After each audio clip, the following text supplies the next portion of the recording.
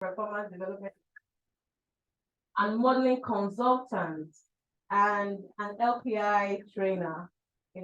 He is a council member of the CIPM, HR influencer and model. He is the founder, Group Chief Development Officer at the Nehemiah Place, African Innovative People Organization, and Countries Development Solutions. He's an expert in residence and a faculty member at the Enterprise Development Center, Pan-African University. Wow, our speakers came packed. Six packs, actually, what do you think? So, currently he serves as the Executive Director, Enterprise Services, LSDPC. So, let's give another round of applause. Now, first speaker, last but not least, never the least, as Mr. Dipo Adebajo. So, Mr. Dipo is the Group Head, Organizational Development and Talent Management at Sterling Bank. Mr. Dipo is a highly driven HR professional with over 15 years in strategic and HR practices, covering talent management, business partnering, organizational development, HR strategy, change management, and employee experience. His mantra has always been to understand the why behind his work and align with it. So here, it shows that Mr. Dipo is highly strategic and a disruptive thinker, and he is passionate about delivering results. When will you come back up, President? So then again, so let's have it one more time for Mr. Dipo. Then you have our focus. Thank you very much. Welcome again, everybody. So we're going to start off immediately. So, Mr. Esan, your title is so interesting. You're like a trendsetter. I think you're the only person I know that's a deputy managing partner. So, how is succession planning and mentorship in the current work ecosystem achievable in the modern law practice today? I know law firms are struggling a bit with maintaining people and finding the time. So, how's that working out for you? Okay, so good morning, everyone. Thank you very much for inviting me. So when I was contacted to speak on this issue, which I think is an important issue, the world is changing, and law firms need to accept the new reality. So I said to myself, what's the best approach? Do I just speak to my experience? Should I allow the people in me to go beyond? So what I've done, with the support of my team, they are here. So I've put together a deck that speaks to succession planning in the new. So I think that's what I'll be presenting. And here's my deck with us. That's the law. So it should be one of those 20%. No, it's not. It's not here. Okay. It's not here. Sorry? Boy, this is pop up. If she needs to put it up. No, I should put it up. You don't have to. Okay. About the control. Yeah. Where would it be control? From there. Thank you.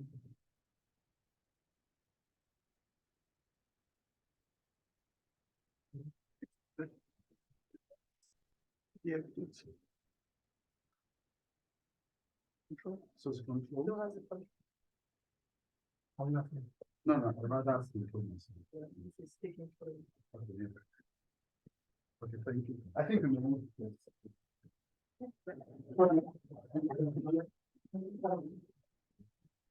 So, as we all agree, succession planning is critical.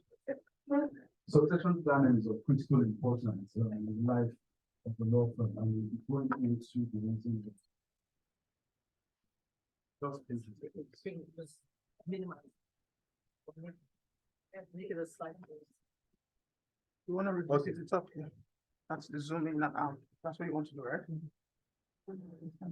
No, it's minimize. Yeah. And then to make another slide. Okay, speed up. Oh, So to understand succession planning, we have to start by understanding the nature of law business, right? And law business, in my view, is essentially a talent business. It's all about talent, because clients come to us to deploy our skills, knowledge, and expertise.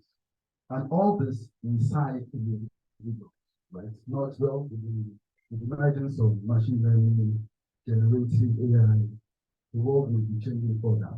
But as of today, the knowledge, the skill, and the expertise that clients pay for reside in the individual. So it's about the people. Now, most law firm founders, they understand that law is a talent business, but the mistake they make is that they believe it's about their own talents, right? They think it's about their own talents. And the law firms that understand that it's not just about the talents of the founders, it's the collective talents. correct. And again, for law firms who get it, they know that a law firms are strong at the weakest link, right? So we can't afford to be carrying a lot of debt rates. So given that law firm business is a talent business, a law firm needs clear talent management strategy if that law firm is going to succeed in a competitive environment. Because again, it's just all about talent, and more talent. Now, the model that most law firms use for talent management is what is known as the Cravat system. Now, Cravat is one of the Indian law firms in the US. And this model was developed over 100 years ago. Now, the model appears very intuitive. But when Cravat, Swain and Moore, that's the name of the law firm, when Cravat, Swain and Moore developed this model, it was revolutionary.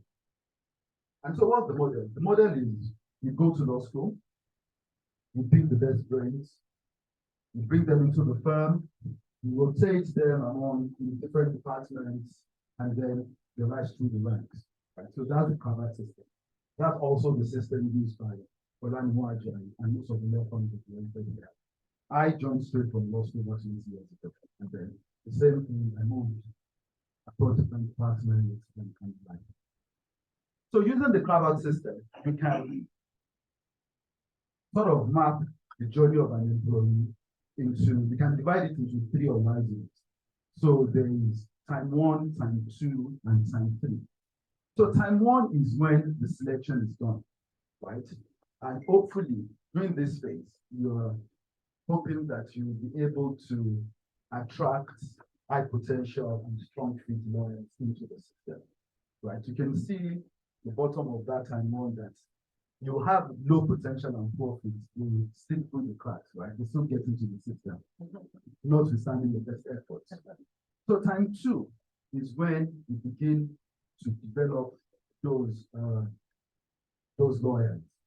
And regardless of what you do, they will be stratified with their talent. So some will become A players, some will become B players, some will become C players. It's interesting that you see first class end up being a C player. And at times you see a 2-2-2-2 becoming an A player. Right? It's counterintuitive, but just that's what the nature of life.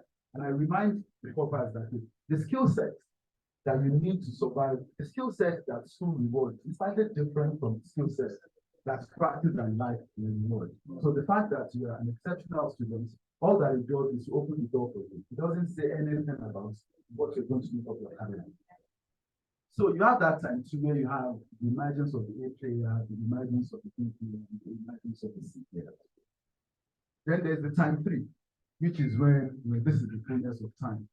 Then some get promoted to partner level, some are retained at the level below partner, some are faced with clients because the firm has taken a decision that not going to be useful in the fullness of time. Then obviously they are the ones that goes up to the extent. So this system, as intuitive as it is, depends on one thing. The attrition rate needs to go for this system to work. Because it's an apprenticeship system. So it requires the lawyers to stay with you for an extended period for this model to work. If you don't have low attrition rates, this system is not going to work. So the question is, well, I'll get to that in short. So succession, before you talk about succession, you need to talk about retention. Because retention precedes succession. And again, the Harvard model, which most law firms use, again, is dependent on retention. So is this model sustainable? Maybe not. And for a number of reasons. Number one, lawyers are now highly mobile. LinkedIn has changed the world. Lawyers are now highly mobile. 2 years is the new 10 years. Yes. Absolutely. My time was not a big deal for you to be in the law firm for 5 years, for 10 years, for 12 years. Yeah. But now, if you've been in the same law firm for an extended period, it's as if you don't know what you're doing. And again, the Gen Zs, they don't see career as a lifetime journey in an institution. For them, the career is a collection of experiences. Yep. So it's no longer a badge of honor that I'm a one employer employee. And so if you talk to most of those in the leadership of law firms, what you hear is that talent management and retention became the main problem. That's the number one issue that is keeping the leadership of most law firms. And this is regardless of geography, right? This is not a Nigerian. No, this is not a Nigerian issue. So the other day I was speaking to so I was trying to get an insight from the managing partner of the management of a city firm in the UK as to why African law firms are being rated. And he said to me that so the American law firms, they don't have a training. The American law firms in London, they don't do training contracts, right? So it's the UK law firms that do training contracts, which means American law firms don't train. They just hire people. Yeah. And they pay crazy salaries because they benchmark it with what is paid in New York. And now a fresh associate in New York earns about $200,000. Right? Wow. So when you bring that to London, it comes to maybe 160,000, 170,000. Yeah, £1,000. Meanwhile, traditional UK firms will pay perhaps 90, 100,000 pounds. So what they then see is that when the English lawyers finish their training with the UK law firm after 2 years, they just cross to American law firms, right? And so it's as if they are just training for the American law firms. Historically, to deal with that problem, they look to Australian law firms in New Zealand, and South African law firms, right? It will appear that those guys who have seen the light and they are going to the American law firms.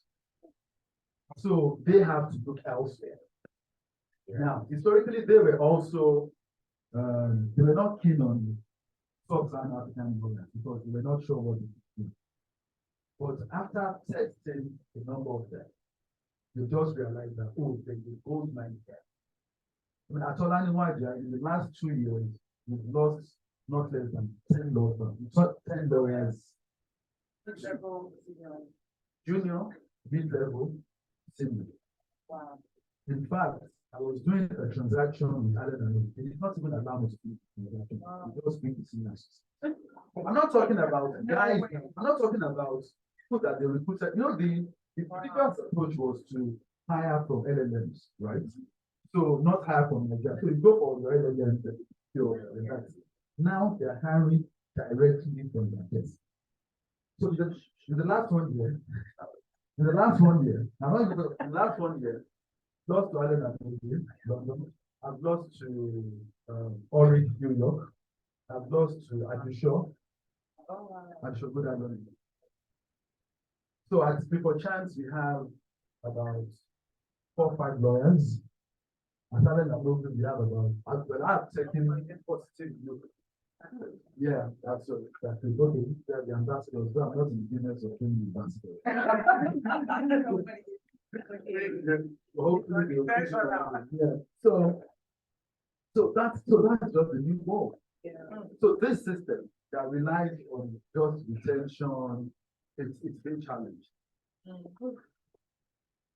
So some statistics, just to again underscore the point that this is not a Nigerian problem.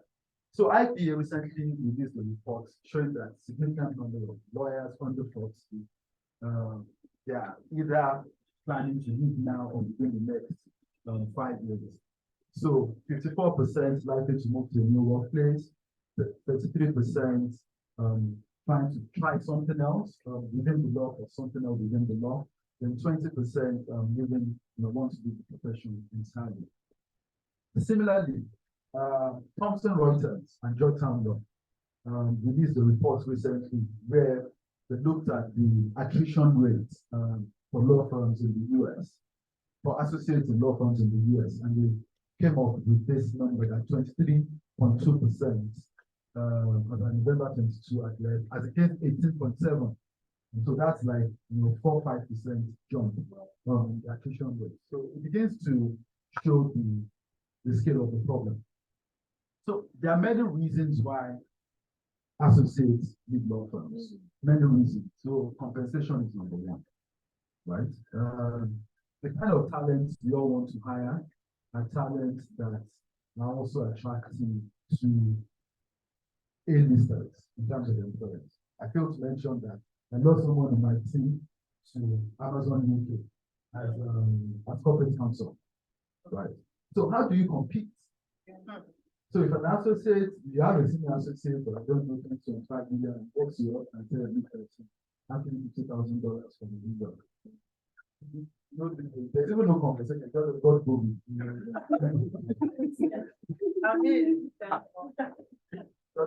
That's all you can say. So compensation is very difficult. Macroeconomic issues, which is what is driving Japan for the most part. This you can't control. And you just need to accept the reality. If someone is concerned about it, nothing is the person. You are not going to hire the support the person, right? If someone is concerned about the pressure on the naira relative to the financial pressure, there's nothing you can do. If an associate wants international experience, there's nothing you can do about it. There's absolutely nothing you can do about it. So I'll get to it. I'll get to the unity prayer about the things you need to accept. So there's also this thing about finding problems, right? The Gen Z. Yeah. They just come to and say, I'm just trying to find goals. I'm like, you study law. That's your problem. I'm not sure that's my problem. Then there's the issue of the burnout, right? Because whether we like it or not, law firm work is admin. If you reach property anywhere in the world, and I'll demonstrate it at the work. So I don't know whether we saw this has been trending in the last 1 week. So this was a presentation by a senior associate for Esan, an international law firm, to associates, telling them about the expectations, right? So for one reason or the other, we got late, and the whole world, I think, was basically sort of having a go at for this. But if you look at all these requirements, right, this is what you expect in a top law firm. So there's nothing outlandish. So it says you're in the business, I'll just touch on it.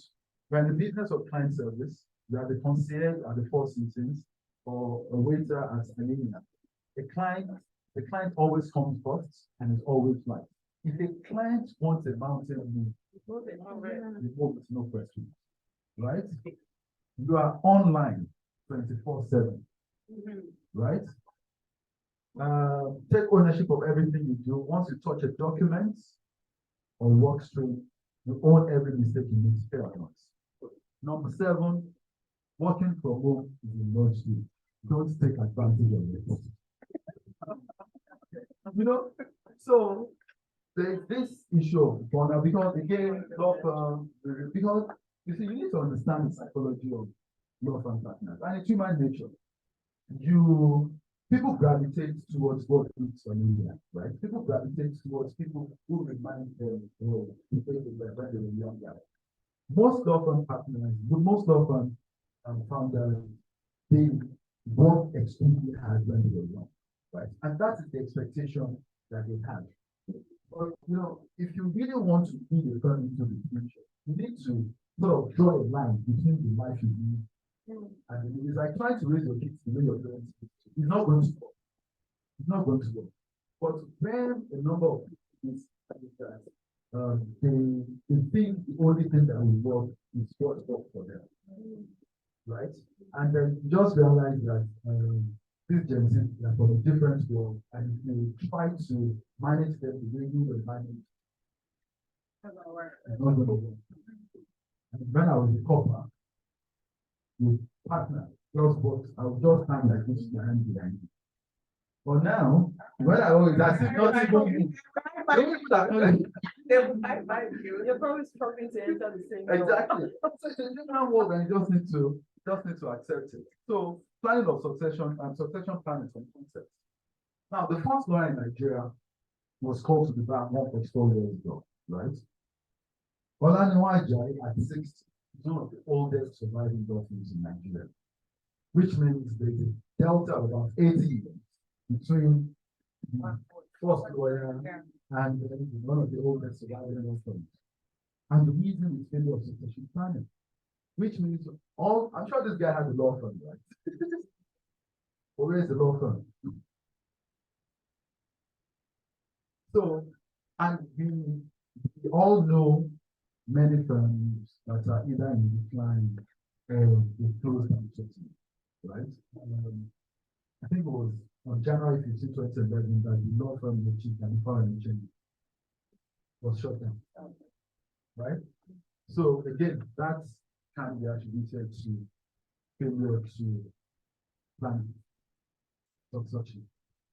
So I think we already have a definition of succession planning, which is just the continuous process of trying to recognize and cultivate proficient employees for future leadership positions in the firm.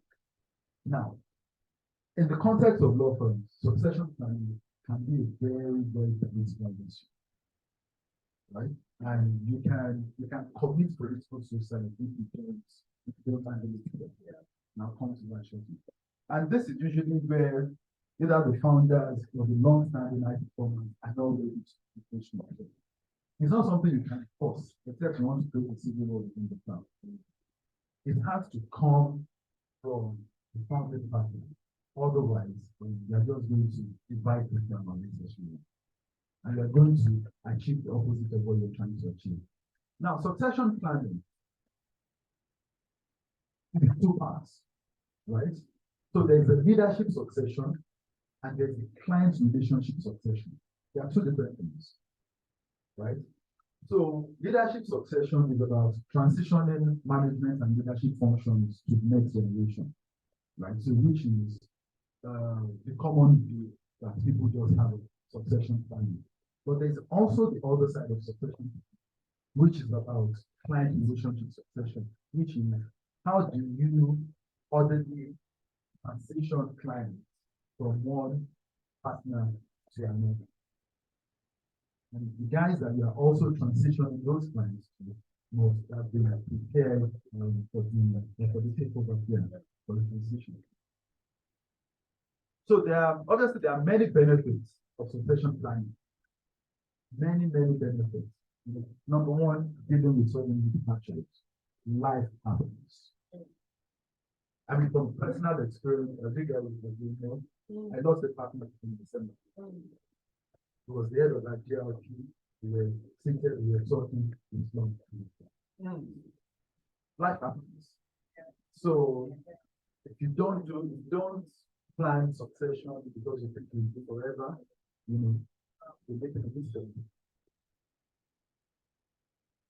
So dealing with sudden departures, you know, that's one of the benefits.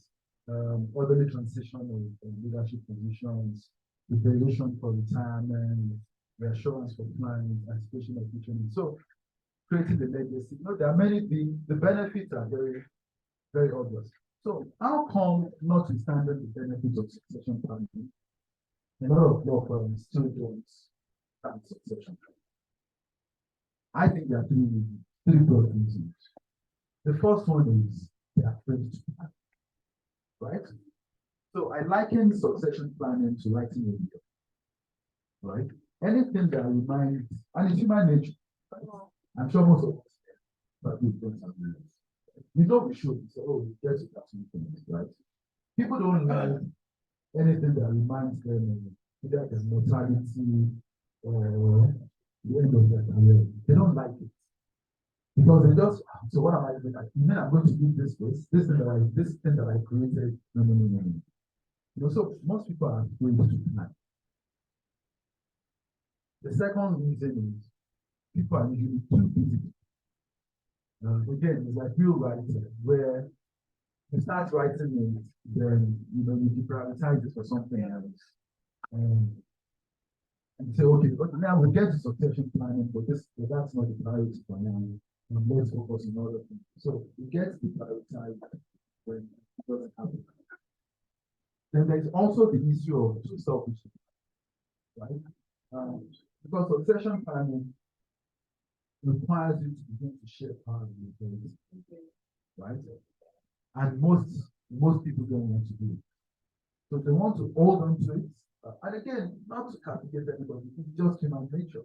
If you created something from nothing, and at some point, you need to think about how you're going to do that. Because it can be difficult. It's just human nature. So, and it's an issue that I previously mentioned has to be delicately handled. Because one, it cannot come from the people below, because then they'll be accused of taking their personal interest and ambition ahead of that of the firm, right? So it has to come from the top.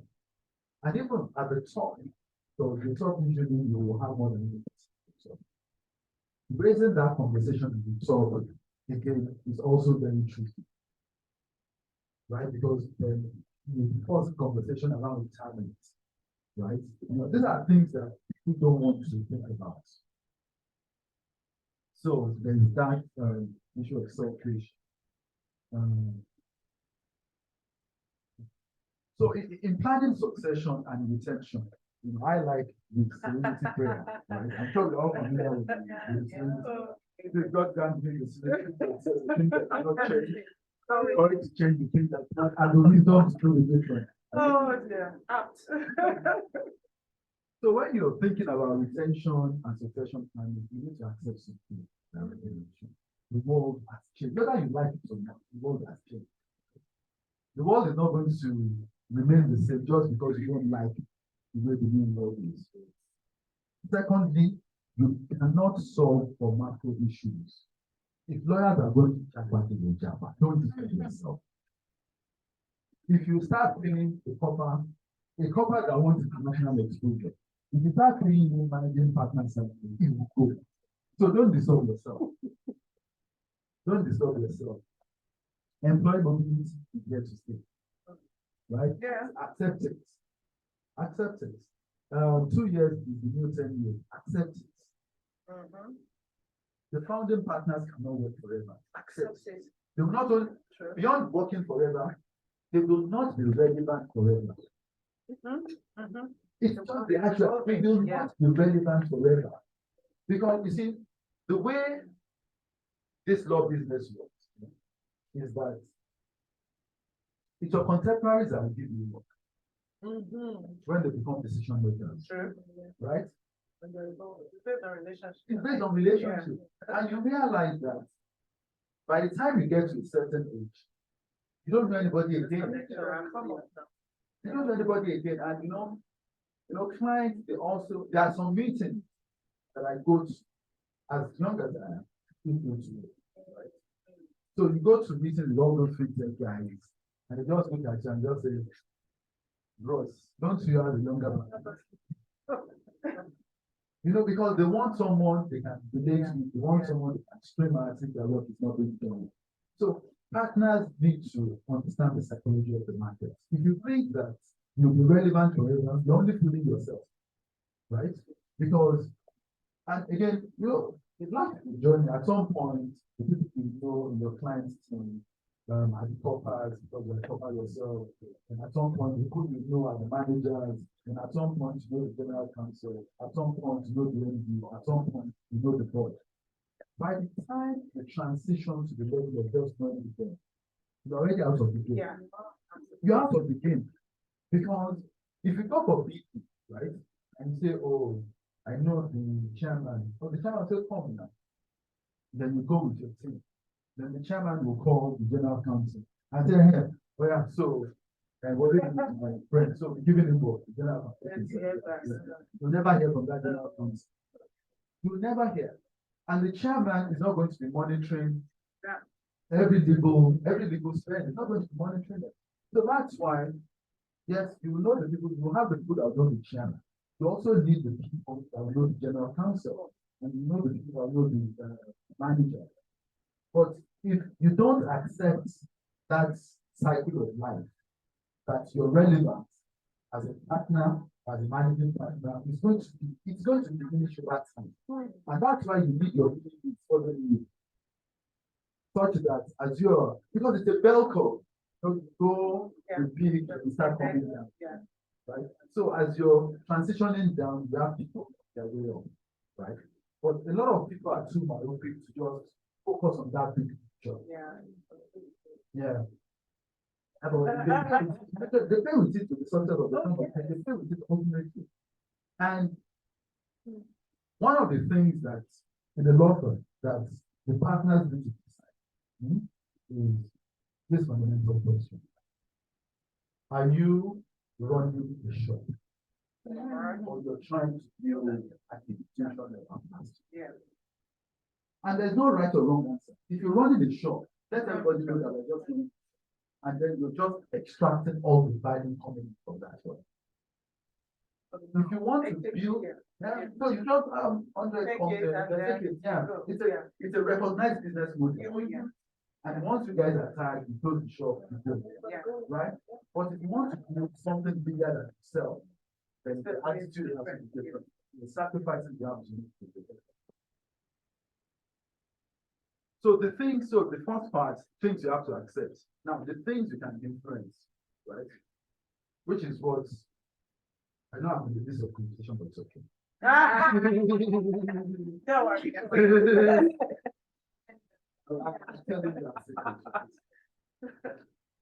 Things you can influence, right? Yes, you've accepted what you can achieve, but there are still some things you can influence. And so one of the things that we disagree for the people that are not Japan, right? Let us be the bottom of choice, right? And if you want to Japan, you're not in a net, right? But for those that don't want to Japan, for whatever reason, family connections are not ready, so you focus on it. And in focusing on those ones, you need to be very, very, very flexible. We started things around work-life balance like a year or two before the pandemic. I'm sure we are still the only top law firm that works 50% from home. Really? Yes, we still do 50%. That means you don't consider these here only top. But no, We do 60. Okay. So we do 50. So we do 50. And we also, I dress like this to work on a Monday. Yes, on a Monday. And we started this about 2 years. Ago, right? And of course, it was initially difficult for the older partners to accept, because if you know Adeniyi very well, the suspender wearing, bow tie wearing doctor. Where people come to the office. So you come with your waistcoat, your bow tie, but we had to accept the new reality that this Gen Z, we want to. I mean, initially it was very tough for me because we cancelled the government time, and we also introduced breakdown and all those funny things. And so the way the office is partitioned is they see through all the way. So I get to my desk at noon, and I see this Gen Z on 11 with backpack and big headphone and trainer. I've been destroying this stuff. It was tough, but after a while, we realized that it wasn't impacted at all. And if this is what you have to choose to accommodate this week, so work-life balance, we need to pay attention to that. Pay, growth opportunities, reputation, good development opportunities. So as part of the things you can influence, you need to identify and recruit, as I said, more of those who don't want to do. And again, you do your best to influence them, and then you go up the ladder. So there are a number of approaches to succession planning. So there's the formal approach, and there's the informal approach. So the formal approach would be where you have a very systematic approach where you identify talents, assess talents, you document things. So that's the formal approach. And of course, it has its advantages in that it is very clear for everybody to see.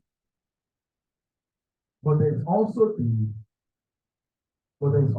informal approach. The informal approach is the proverbial tap on the shoulder or body language, right? Where you just signal, right? That okay, you're being come for the leadership of the firm. Again, that also has its advantages and disadvantages. But the main advantage of the informal approach is that it's very flexible, right? And you can begin to adapt as things change. So regardless of the approach, that you take, right? You just need to do something, right? You need to do something. First thing to note is change will happen whether you're prepared for it or you're not prepared for it. I just to share my personal experience of how we lost a partner, and of course we are still dealing with that loss. But because we had two other younger partners lined up behind him, it made it slightly easier for us, right? And look, everybody suffered the same thing when I started practice. When Mr. Korea died, right? And a lot of people thought that would be the end of the fight because he was the mistake. But as of that time, I don't know if you're on the call, Prof was already lined up behind him, and it was just easy for Prof steadily and then carry on. So again, life happens, changes will happen, so you just need to plan for it. Again, you need to analyze, you need to do like a key man risk audit of the firm, right? Look at individuals and ask yourself, what would happen if this individual were to be? Right? Don't say, oh, it's not something I want to think about. It's something you have to think about. You have to think about it, no matter how comfortable it is, right? Then you look at your talent, right? And try to identify the high potential talent employees that you can train and grow into future leadership roles. Continue to try your best to attract talented individuals to the firm. Be flexible in your approach to talent management. Give them equity. You have to give equity. If you don't give equity, whatever game you're playing, it's not going to work out in the long term. You have to give equity. You have to embrace the future of work. You have to open up your mind, and that's sort of the value of in bringing young people into leadership very early. because at times they can assist you in shaping your thoughts. You can create client teams for all the key clients. Don't let one person forget clients, right? It's human nature, you want to work with clients. Then create multiple layers of leaders within the firm, right? Such that you have layer 1, layer 2, layer 3. And that has a number of advantages, apart from the fact that you can see people for many leadership because you have trusted them with small leadership matters. It's also useful for succession planning. So these are my few thoughts in succession planning. I hope you've taken on the 2 things away from me. Thank you very much.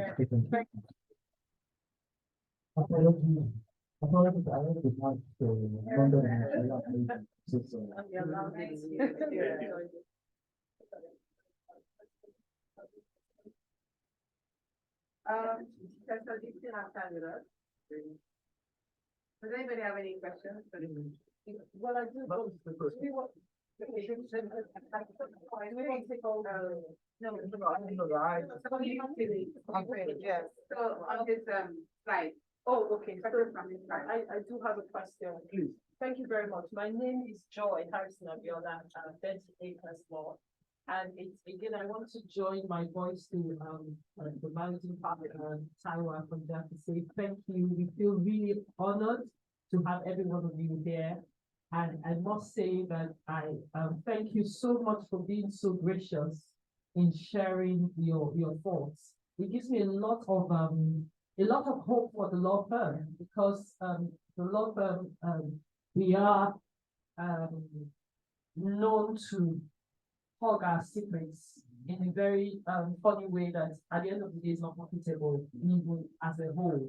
So I must really thank you, because you are the future. So my question very quickly is the issue of equity. It's a very thorny issue. What would you say, because clearly it's a must if you want to keep people, so but what would you say reasonably would be the criteria for equity? Thank you. Very interesting question. So let me start with the reason why law firms or existing partners are reluctant or usually reluctant to equity. It's the fear of dilution, right? So it's the fear of dilution. You don't want, and the way it works is you have 2 people sharing 100 million, right? Let's keep the analysis simple. You have 2 people sharing 100 million. If you bring in the 3rd person, right, then it comes to just giving the maximum, maybe something, right? Yeah. So that is the concern that the founding equity partners. So to deal with that concern, right, what you have to try and do is to make sure that you grow your name so that you are not diluted. Right? If you have, because the theory is, I personally don't believe equity should be given on the basis of tenure. Right? That's not how to build a business. Right? Equity is not, if I hang around long enough, they'll give it to me. No. I'm never afraid to say some people never come. Right? Because if you, as a lawyer, you must do 3 things. You must grind, you must mind your spine. Those 3 things. Unfortunately, some lawyers, and again, the firms will be responsible for this part of the world. Some are just stuck at combined. You're not going to build a successful lawyers. A successful law firm will just right? And lawyers must transition. So they brought you in from law school. Then you start out as a lawyer. That's all you're required to do. It's okay. Write nice opinion, draft agreement, that's all you do. At some point, that lawyer must transition to be a lawyer and begin to look at the business side of it. The business side of the business. Then that person must become a finder. Right? You're not just going to be crazy. You know, you're not a full and just bring your car and just be no. You must be a finder. Now, that journey, right? In my own experience, some people are self-starters, they're able to figure out things for themselves. And you'll be extremely lucky to find those people who stay in your law firm because not just in the business, you need to understand how it works. And some people that understand, figure it out very early how it works. They branch out, right? And so they already understand this business. But if you are able to keep the people that understand the business, then you're very lucky. There are some people that don't get it naturally, but you have a duty to teach them. You have a duty to teach them, and just make sure that they do all the things they need to do so that you support them on their journey. The elevation or promotion criteria also has to be very clear, right? And I don't subscribe to waiting until the last minute and telling people the criteria for it. They're at the very onset. So it's very clear to them when they're mapping out their career plan that okay, for me to get where I want to go to, I need to do more. So in simple answer to the first one, for you to become an equity partner, you must be able to mind, that's taking for granted, mind, taking for granted, and find. Otherwise, you need to. So when older lawyers who have been partners for a while start complaining to you,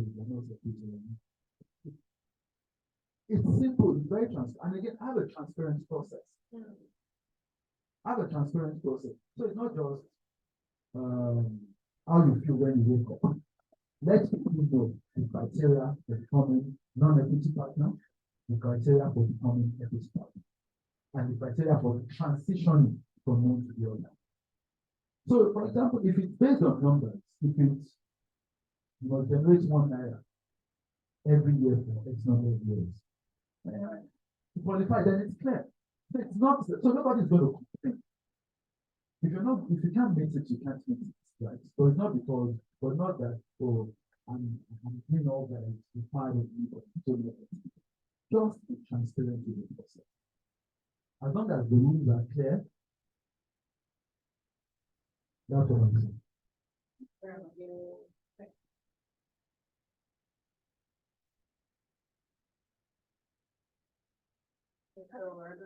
I just wanted to make a comment before you run up. Something that really bothers me quite a bit. And on the issue of finding, so I looked through the terrain, and it appears that we do have law firms that are age even like law psychiatry.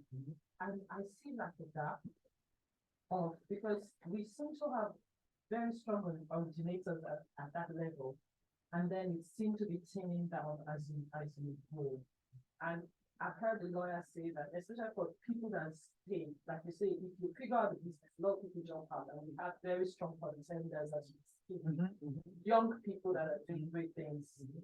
But people that do remain, you find that they have been in a bubble for so long in terms of finding. I get a lawyer that is excellent telling me that for almost 15 years, I've never had to do any finding. I was trained that my work should speak for me. I'm not a salesperson. Because we've been trained, we were brought into law firms where we had very strong people like Conrad Jamil, and all that had found work and created. So a lot of the lawyers really were not trained early to pick on finding. So I want to say that when it comes to finding and the law firm, and especially because of the history of lawyers, being so regular and loyal and not doing things for a job and stay on the armchair and people come to you, we need to change it right from the law school and how lawyers are trained. I think that really is what will change it for us. If not, we will still have a lot of the foreign people, milking this country and European industry in terms of revenue. Thank you, Bill. Let me just add to that. Because I was gonna say that, but because I know you're rushing on my phone, I will just throw it to the other speakers. But in line with that, what I see, in recent times is that even when, and this is to, answer, well, maybe not answer, but sort of, throw a bit more perspective to what you just said. I've seen that when lawyers, when they, move from grinding and they mine, when it is time to find, then they jump off. So there is an angle of taking responsibility for finding.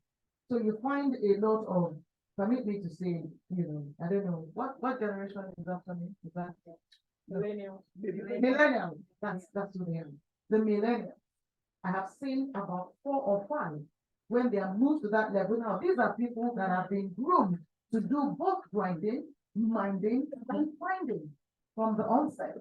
But when that time comes for responsibility, they suddenly decide, oh, I want to go start my thing, one, or this international law firm, wants me, I'm going to be earning dollars, and then we jump off. So the person will know they've been mentored, they've been trained, they poured into it. And now the founder wants to retire, they don't want to take over the time. So I just want to put that perspective out. Okay, so thanks. I'm just taking off from where you got to in terms of loyalty.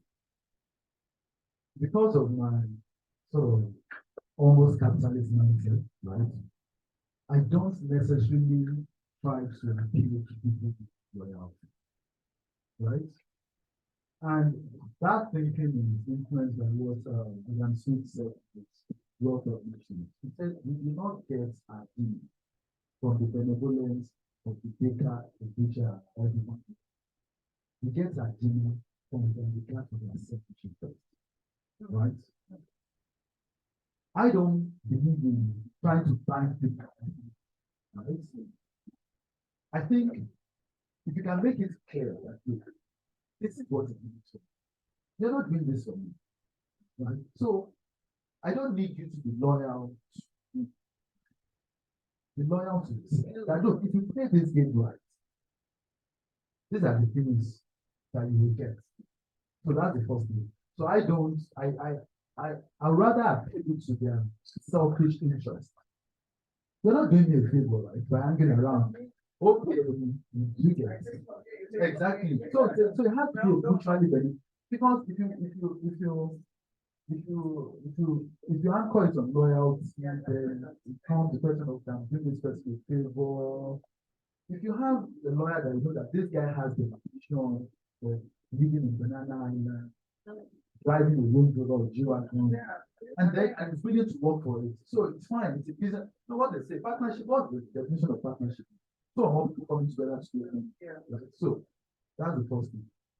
Then the second thing, in relation to people, whether they are born with it or not, you need to help them.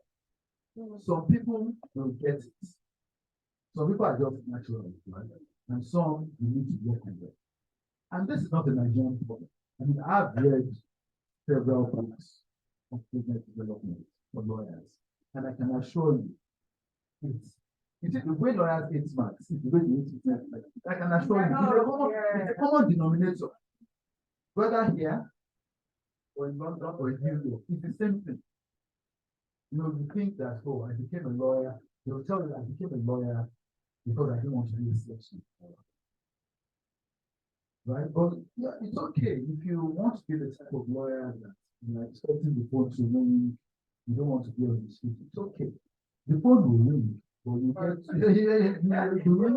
exactly. You get so out of people will be taking your breakfast in front of you. So it's something that law firms we can't. The fact that you see, one of the mistakes that a number of partners make is that they'll say, "I figured this out myself." I said, "It's okay, you figured it out yourself. You need to. Everybody won't be like you." That's another point. Then another point is that it's a numbers game, right? Just responding to people needing. If you're hoping to have, you can't build your aspirations around them. You can't. It's just a numbers game, right? Some will leave, some will stay, some of the guys that will stay will not be useful, the most useful ones will go. But that is the reality. And you have to invest regardless of your fear. You know, there's this probably, there's this, I'm sure we've all seen that and some hypothetical conversation between a CFO and a CEO, right? And the CFO asks this question, right? Oh, if you train these people, what is the need? And the CEO answers, what if you don't train them and face? So it's a risk inherent in every employer-employee relationship. You just have to take that risk. And what you do is you take the risk on 10, and hopefully 2 or 3 will come. It's like investing in crypto, or good investing in crypto. Most of these guys are running. Maybe it's only 1 or 2 of them that you, right? So you need to invest in 100. Hopefully 1 or 2 will come. Thank you so much. Thank you very much. Well, I'm not sure your slide was amazing. Thank you. So I'm gonna move on to the next speaker, Mr. Dipo. Thank you. Mr. Dipo has over 15 years of HR experience, so he's a HR expert. So your question is, what is the modern day definition of succession planning with the way things are going on? I know that Selling Back also has been doing 50% of remote working and still doing it till now. So what are the realistic things that we should be looking at or we should be thinking of doing regarding succession planning in any kind of country? Hi, thank you for having me. Thank you very much. Pleasure to be in different industry and I'm enjoying conversations. I think Mr. Wolemi has really finished everything. I didn't Well, I particularly like that, you know, it spoke out of context because when I was invited, I tried to do some research. The legal industry was the makeup, the thinking, and all that. But I mean, this context has really helped me. Now, what is I just grabbing? You know, think about us is about me. When I see great talent, I get excited. Really, thinking on how to grab them. So, well, the invite said I was going to speak for so in the show. Just one thing is, just to say again that after he said everything, in my mind I said, you know what, staying and repetition brings mastery. So if there are things that repeated, it just helps everyone to master this topic. So thank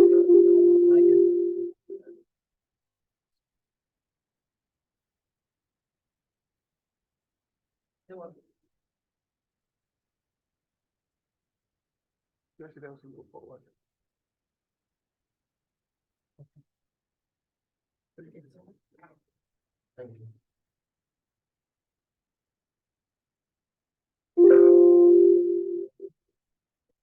So on a lighter note, I recall when I stood before a judge in Kano, it was in industrial court, yeah. You know, and we asked the lawyers what I was supposed to say, what not to say. You know, I was very agitated, hoping they won't, you know, just let them do something, you know, just calm down now, just say the thing. So standing in your place, I don't feel safe after. I feel relaxed. Now, succession planning for me is our organization style, is sustainable pipeline planning to meet the future needs of the organization. So, which means you can't do succession to tick the box. It has to solve future needs. I've enjoyed the context, you know, Mr. Wolemi gave, and I'm speaking about it from the context of why the organization exists, right? As a HR person, organizations exist to deliver value. Okay? And the job of HR people is to help the organization accelerate that business value as much as they can. So there's a future need. If organizations don't exist, talents don't exist. So the fundamental thing to look out for is how do we create a sustainable organization? Do we have a vision? Do we have a purpose? Why we existed?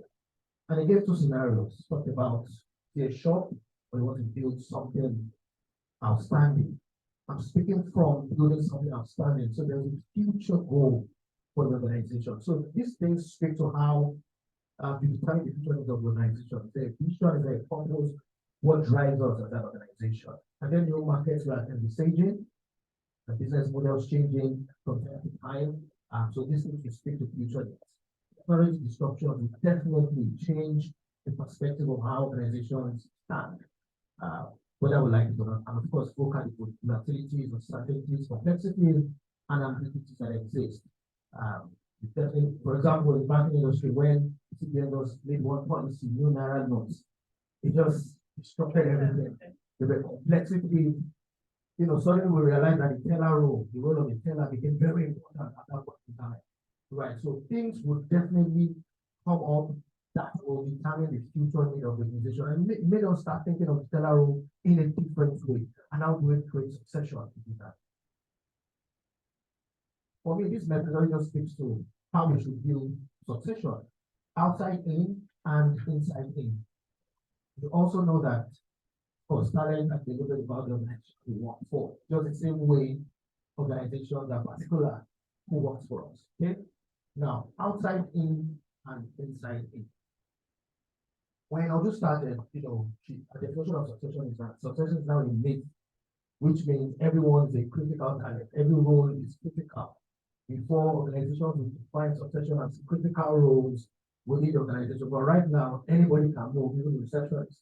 Anyone can move, can have better opportunities because the globe has become very closely knitted. And it doesn't depend on your specialization. It just depends on how can you add value to the organization. Talk about the receptionist. The person can become a HR professional tomorrow, or a data analyst tomorrow, or a software engineer tomorrow, right? So it's about ensuring that you have a sustainable pipeline of talent. Why do I emphasize on outside in first? We realize that organizations that should become adaptable because of VUCA, because of complexity, ambiguities that can happen. I don't know how much ambiguities or complexities that can happen in the legal industry, but if you look at my industry, anything can happen. The president can wake up today and say something, everything changes, right? Maybe you'll help me this time around. What can happen? So which means we need to bring in talent deliberately that can adapt to whatever shape or form the organizations become, or the organization becomes in the next 1 year. People that can change, that can be reskilled and retooled at any point in time. It's very important to create succession. And of course, inside in, when you look at the people within. Now, for outside in, I would say, create a strong employer brand. What will make me look into your direction as a talent? I like the fact that the legal profession is a skill-based industry. It's about your talent, it's about the talent. What will make this bright talent look into your direction? There's a lot of noise everywhere, a lot of stories everywhere, but what stands you out? What story are you telling as a firm, as an organization, that would make that potential talent look into your direction? Truth is that HR people will have to be deliberate about positioning an organization as an employer of choice. So you don't have roles as an employer branding specialist.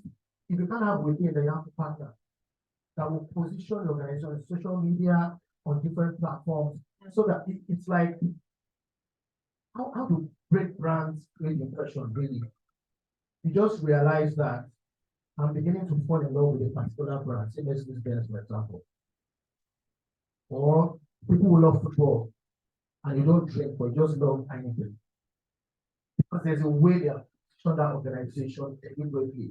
How do you position your firm within hundreds of thousands of firms existing in Nigeria? How innovative are your value propositions? The value proposition is, what are you proposing to your talent?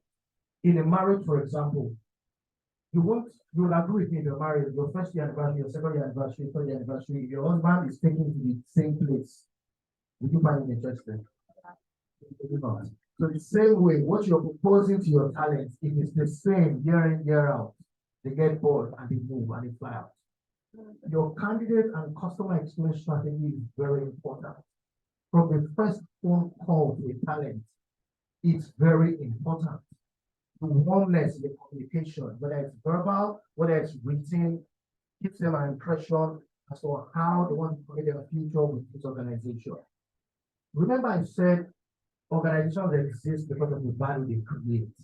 Now, when your customer experience strategy is also great and deliberate, it sells for itself. The organization sells for itself. Absolutely. And you don't have to spend money because these people become your micro ambassadors.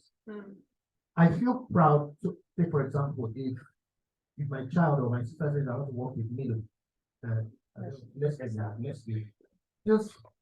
just feel like, yeah, you can work with them. Even if I haven't worked with them, but I just feel they satisfy my need as a customer, right? So the same way a colleague, a friend, a cousin can say, oh, work for, I read the article and you go there, TMT. I want to call, yes, exactly.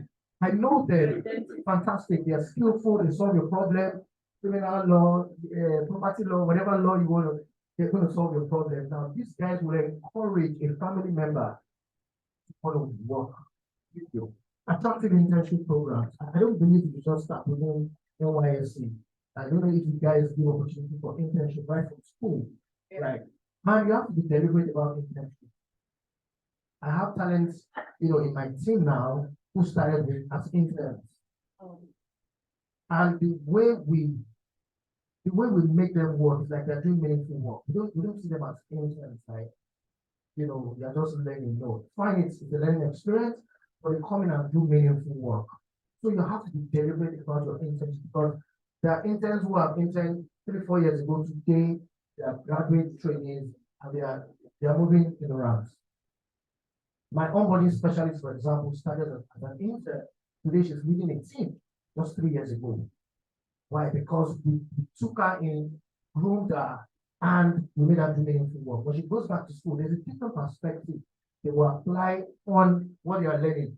So when they come up, they want to work with you. You need specialized learning programs also where you have whether private trainings or management development programs. You want to about those programs. You have aligned partnerships. I've heard a lot about fintechs. Those guys, they are not patient. And when banking became disrupted, fintechs came about. What did we do? We didn't have to fight them. We just brought them into the same room. Let's have a conversation. We invested in them. And I was listening to something on YouTube while I was researching the legal industry. I think young guy said, after my NYSC, I didn't say anybody work for that. Now, his own perspective was culture, right? Culture. The reason why I'm graduated from law school, I'm licensed, make my money. I don't say this is why I should work. But the interesting thing here when I'm talking about allied partnership is, he said in 1 year, we saw the value, we made a lot of money. However, there are projects that we couldn't handle. So we had to go meet our boss. He said, you keep them close. He was telling his younger friends, you keep them close as mentors, as a boss. Don't lose the relationship, or don't lose it because you will still need them. Now, those senior colleagues would do it because they think they are mentors. But you can derive value from that by secretly taking them on as partners because you know that they will need you. The experience that you have, they don't have. There are certain transactions that they can't deal with. So to get back, and they are solving your problem. So your talent doesn't have to be inside in, it can be outside in because you are partnering with them. If your candidate is warm, so even if a candidate doesn't work with you today, doesn't accept your offer, you need a deliberate plan to keep your candidates warm. There are talents to be on my WhatsApp. I keep chatting them, often because I know that one day they will look into my direction, and it has happened a lot of times. 2 days ago, I was with one, 11 p.m. We were just chatting, calling, you broke our hearts, work with us, and his wife was beside him, we spoke with her, I'm building a relationship, I'm keeping them warm, because one day they will still come back to work with you. So you have to keep candidates warm. Your second runner-up, your third runner-ups, that you take your offer, you must keep a profile and continue to just keep a tab on them. People within your team, if you have a HR team, just people that have deliberate plans. We have what we call spelling insider, right? We just tell you any gist in spelling, we send it to you. So we created that bucket of potential talents. So we just send gist. If there are activities that we want to invite you for, just to keep them, attracted to the brand, Then listen to your talent market. I read a lot about Gen Zs and all that, so I won't be about that. So when you move close to your market, you understand. Practically inside in. So I've talked about outside in, how you can build sustainable pipeline of talent of succession from outside, right? Don't keep your eye away from outside. Inside, this is just a simple process. Remember, you have to determine your future business strategy. It is very important. Don't do succession because you want to tick the box. It must solve a problem. It must be deliberate. When you determine the future, so I will explain the next slide. So let me just go through. You identify potential successors, assess, validate, develop, and monitor.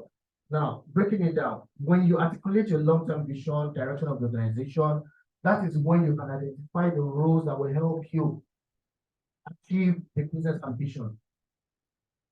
So that's just simple of design, methodology. When you say in 2 years, we want to move into West Africa market, for example, or in 2 years, we want to start doing this particular arm of law practice. If you can't define that, then you can't know the roles that you need to empower or the skills that you need to bring on board. When you've done that, you now analyze your future talent requirements in terms of the skills, the competencies, the education they need to have, the behavioral competencies they need to have, whatever skills they need to have, then you can now analyze that. When you do that, you now approach your environment and say, we need to identify potential successors. This time around, you are discussing with your leadership team and say within your teams, who are potential successors through your talent review. So there's a scientific way of determining critical talents, putting them in your 9-box matrix if you do that. And from then you can now have a bucket of potential successors. Then you have to assess to validate. People love transparency. They love fairness. Employees love fairness. So because if you say, oh, Esther is a critical talent, how did you determine that? But if you can explain to them and say, this is the process we went through, they assess them based on these future competencies, and this person has readiness level of 1 year, or 2 years, or 3 years, then the organization embraces that process because it is transparent. So you have to assess to validate, which will have executive validations and do already validations. It doesn't stop there. Remember, you are meeting a future need, so you have to start developing them. If there are gaps that you have realized from assessing, you have to close those gaps. So your talents will definitely have readiness levels in different, like I said, 1 year, 2 years. You say, oh, this person in the next 2 years can take on the partner role. This person in the next 3 years can take on seniorship role, and you begin to develop them. You have to have open conversations with your talents, right? I remember when Japa started, we're like, if you want to Japa, come and talk to us. People were holding it very secret then, but now it's very open. In fact, in interviews, when you walk in, and if I see you potentially as a talent, as a candidate, my last question will be, what's your Japa plan? And it's very sincere because if you tell me, oh, I've had talents who say, in the next 6 months, so I'm going. And it's a great to have talent, to have it for 6 months. Remember, work is no longer how it's done, where it is done, what is done, right? So I can create a 6-month project for you, and I know that you will deliver value in 6 months, and that's fine, I'll pay you. In fact, these days we move into project work, so we categorize roles as to what roles can be get paid, not full-time basis. The idea for 6 months, and you're going to have and take you on board. All right. You need open conversation with your potential successors. You have stay interviews with them, what makes them excited, give them on job exposures, training, stretch assignments, talents love stretch assignments, something bigger than them, cross-functional assignments. Then you have to monitor and evaluate. You will use technology to drive succession. We have a dashboard where, at a single glance, we know where we have exit already in our succession plan. And so imagine last year, the job incumbent, the next successor, the second successor, and the third successor all left at the same time.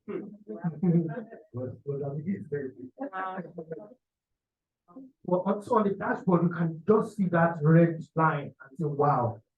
So it makes you very proactive, or it makes you, take the right steps. But if the information is lost somewhere, remember as HR people, we mobilize information. Data is a critical competency that you must have as HR people.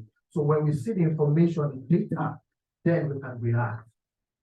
Remember, I talked about having outside-in approach where talents can be adaptable. So even when that line of incumbent and successors left, it was easy for us to just move somebody within the organization who had adaptable skills, move into the role. Okay? Let me move quickly. So, Mr. Wolemi talked about retention. So I just put it in a very simple: how do you connect with your talent emotionally, experientially, and contractually? This is just a simple way of retaining talent. Your purpose has to be unique. Your culture, what stands you out. If your talent pick up their backpacks in the morning with their sneakers, or they're working from home, and do they have that sense of pride and going to that workplace? Are they psychologically safe walking to the workplace, either physically or virtually? It must be inclusive. Remember, even people forget talents with disabilities. We had a training, so this might call it praise. So I mean, this is a journey I work in every day. And by the way, praise is our employer branding strategy. So she's young, but she's incredible. We're in a training, and a talent with cerebral palsy was a facilitator. So we wanted to really scale our disability hiring. We wanted, take it on board. So we did some audit, ensure that our buildings can accommodate them and all that. So we actually, checked ourselves, are we ready for this? And this is a brilliant lawyer. When I say brilliant lawyer. And she's talked about how she struggled, how she I have a about it. But she has her own, so she has her own practice. She is helping other people with disabilities, finding in the purpose and all that. And she talked about how she struggles and all that. Yeah, simply she doesn't live in her reality. But what's here is here. So, and she was telling us that you guys are missing out a lot of talent. And they said they were even laughing at us when they were sick at home during COVID. That, oh, really? So people can work remotely now? They would be telling you that we should work remotely. So it has to be inclusive for this sort of people. That's succession for you. These guys are not aspiring to jump back, but they are talents that will. They have to do meaningful work. Experiential in terms of learning opportunities, reskilling. Don't concentrate only on Gen Zs.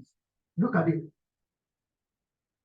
Don't say older people. Look at the older people. And legal profession is timeless. That's what I realized. There's no retirement in quotes for the legal profession. At 80, you can still contribute value as a lawyer. So why don't you reskill, create quality of life for the older people? You just need to understand what matters to them. Vitality matters to them. At 40, 50, you want vitality. That's what matters to you. Are you creating offerings that give them quality of life so that they can contribute value? They're not thinking of Java. The older people are not thinking to relocate. But they can be dedicated and you're hardworking persona that, Wolemi was talking about. And you just give them quality of life. The employee experience you give your employees. Employee experience is simply the moments that matter through employee journey from entry to exit. You need to map your employee journey and say, what are the moments that matter? When they give birth, when an employee gets married, when he clocks 40, you need to dive into it and help create employee experience. And of course, internal mobility, I think it's something that you guys do already.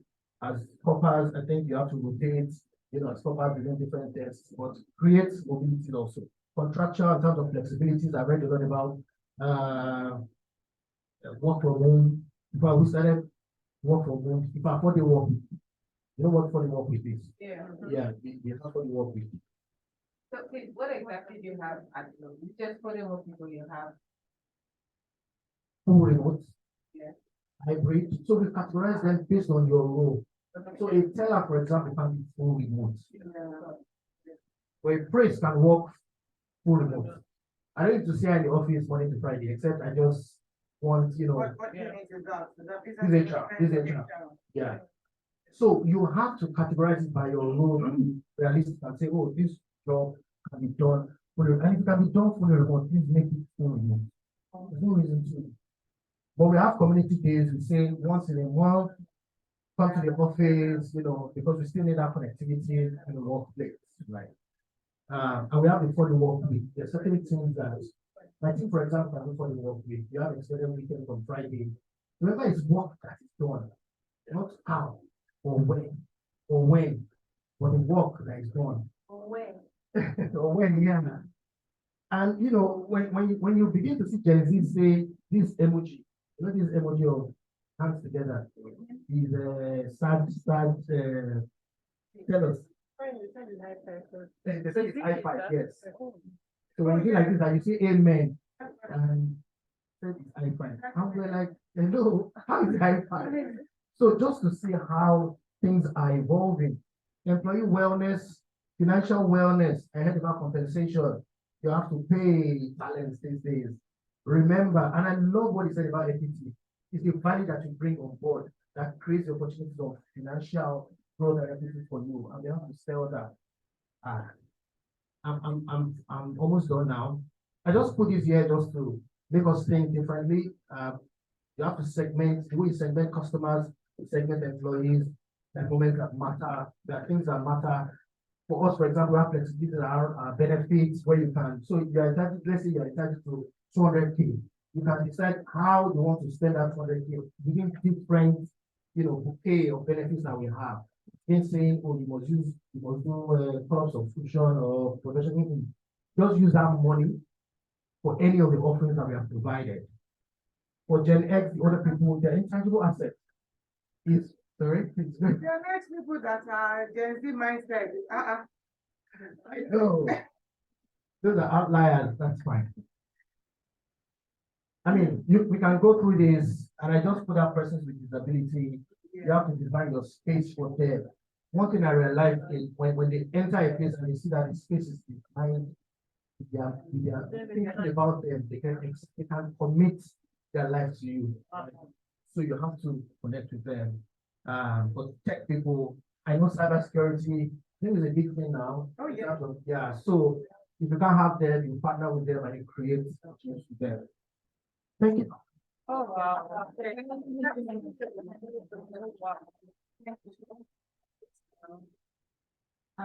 So we're going to move on to our next speaker. Should I address him as AA? So we're taking questions after.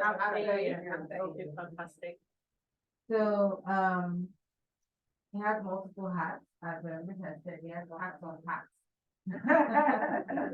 So your question is, as a business owner, right? How is it that you find people teach them your culture and also be able to have sufficient planning in the small business area? Because we believe that obviously at some point you want to do a similar business and you want to be able to have your representative. So what is that process for you like? All right, good afternoon, everyone. Good afternoon. All right, so let me take all that Wolemi said and him and create a conversation. But let me establish a few things so that you will understand where I'm coming from. So I'm the grandfather of two. It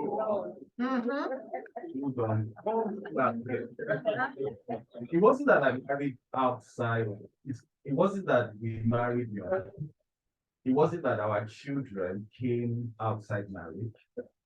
This year will have been 31 years that I've been married. We courted for 7 years. Within those 7 years, we didn't have any children. It was within the legal context. So I've learned a few things. I'm a very practical man. We're very practical. I come from a real family that also had a perspective which I disrupted. So this conversation, I'm going to disrupt a lot of things. I've listened fantastic messages and all of that. I also started my career as an aeronautic engineer. I was attracted to flying because it was amazing that a plane, the journey was planned without the knowledge of the plane. And they will plan the destination of that plane without the acceptance of the plane. They will plan how many people the plane will carry. So you need to look at the plane as an apparatus, and you need to look at succession as an apparatus. It is a means to an end. And then they'll say the plane is going to New York. Now, New York is massive. But the plane is going to a spot in New York. It's not even going to land anywhere in New York. It's going to find its way to JFK or any other airport. And then they will get the pilot, and in the cockpit, they will put the co-pilot and the flight engineer. And then they will have somebody called the purser, who is the head of the crew in the body of the plane. And then they will set the plane will be able to carry this number of passengers, this number of kilograms, kg of luggage, and it will hold this quantity of fuel for the journey. It's not going to stop somewhere on the way to the fuel. Just think along with me. I'm going somewhere with this idea of succession, and that's the way I think because of my engineering background. Now, it's possible that the pilot and the co-pilot and the flight engineer have never met before. They probably never worked together. The crew never worked together. And I had a practical example when I did some work for Delta Airlines. So they can call the pilot from Cincinnati, call the co-pilot from Washington, and just pick up everybody and they'll say you'll be flying out of Atlanta and you're going to Lagos, Nigeria. And some of them may never visited Lagos, Nigeria. Very interesting. They've never been to Nigeria. They don't know Nigeria. And then you enter the cockpit and there are 1,000 plus gadgets. And if you press the wrong one, anything can happen. Now, when does the succession planning start? When does succession planning start? So I have two grandchildren, a boy and a girl. Where did the planning start?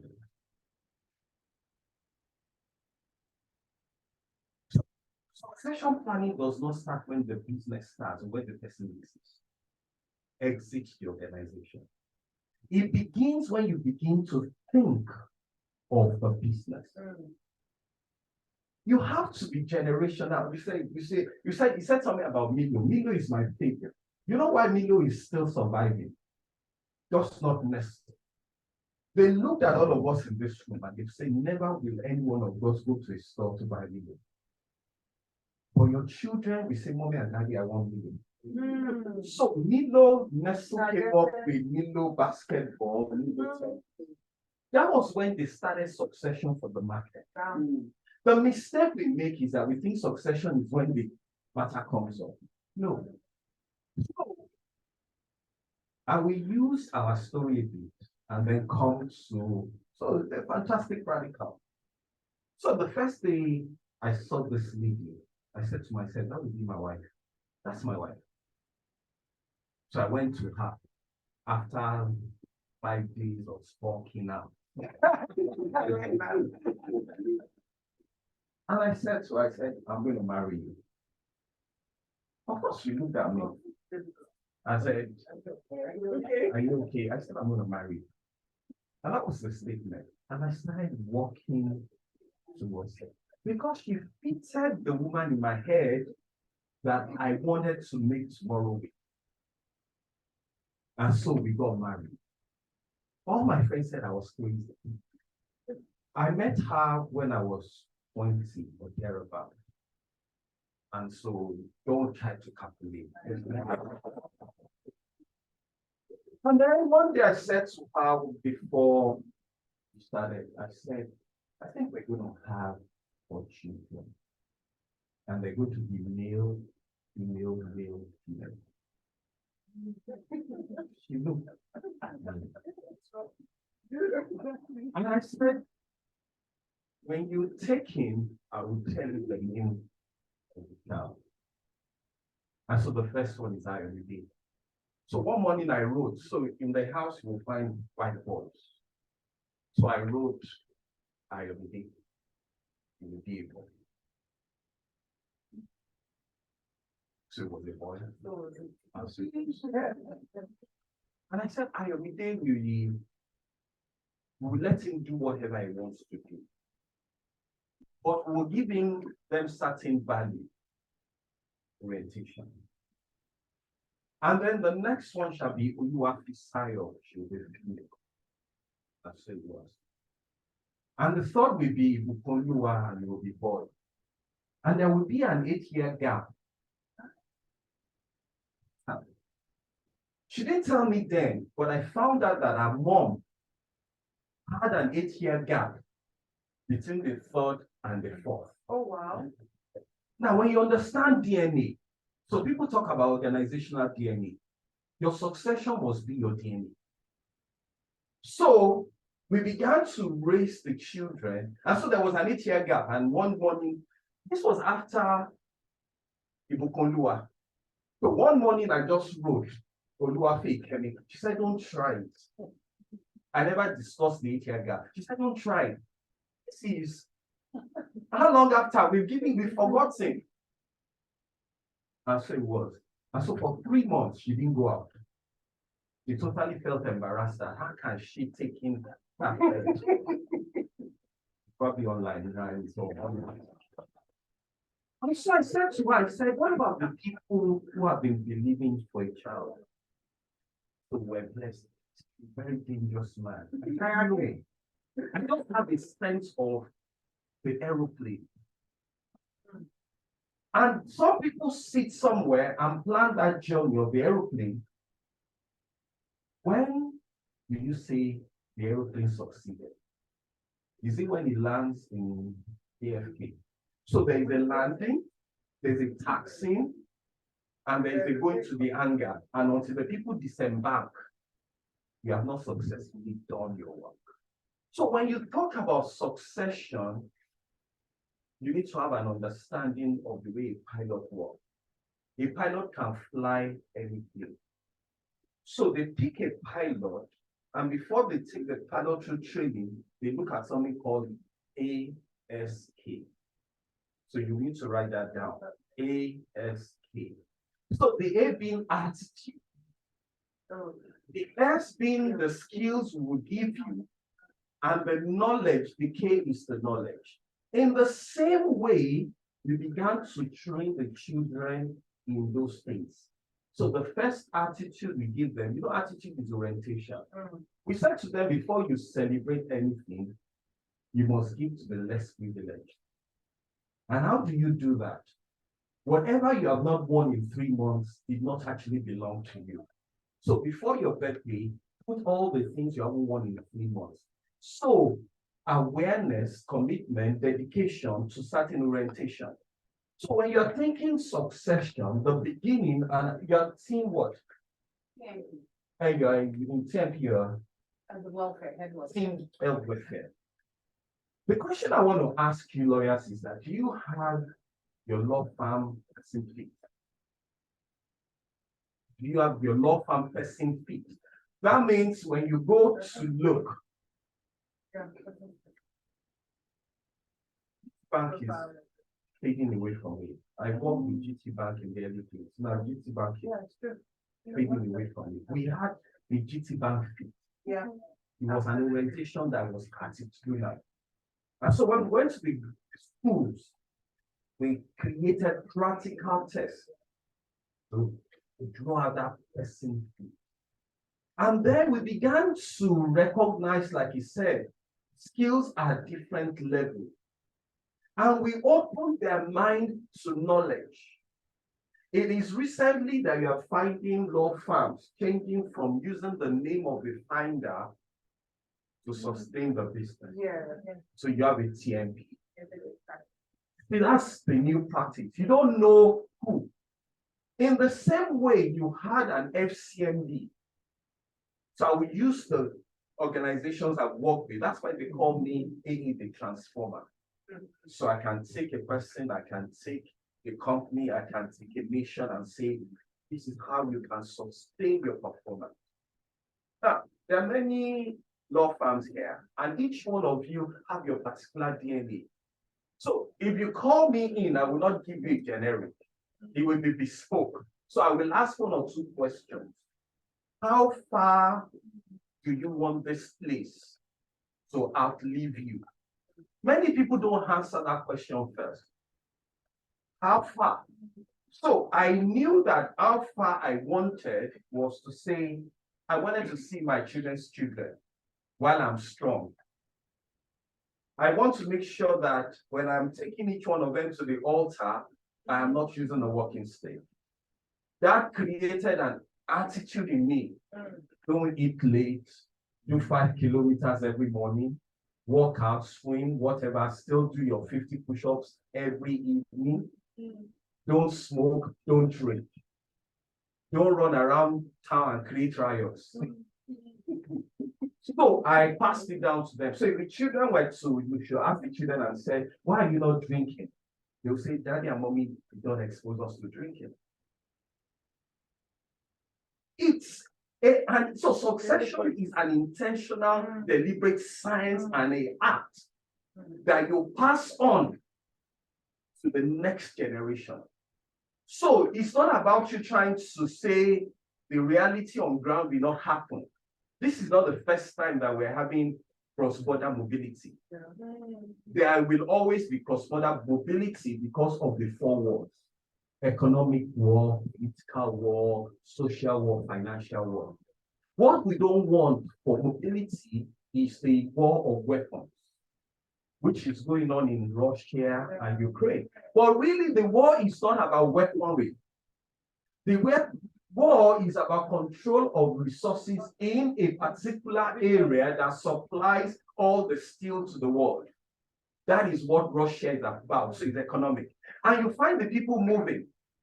We knew how we followed a family friend from the UK to the border of Ukraine to try and get their children out of Ukraine who were studying medicine.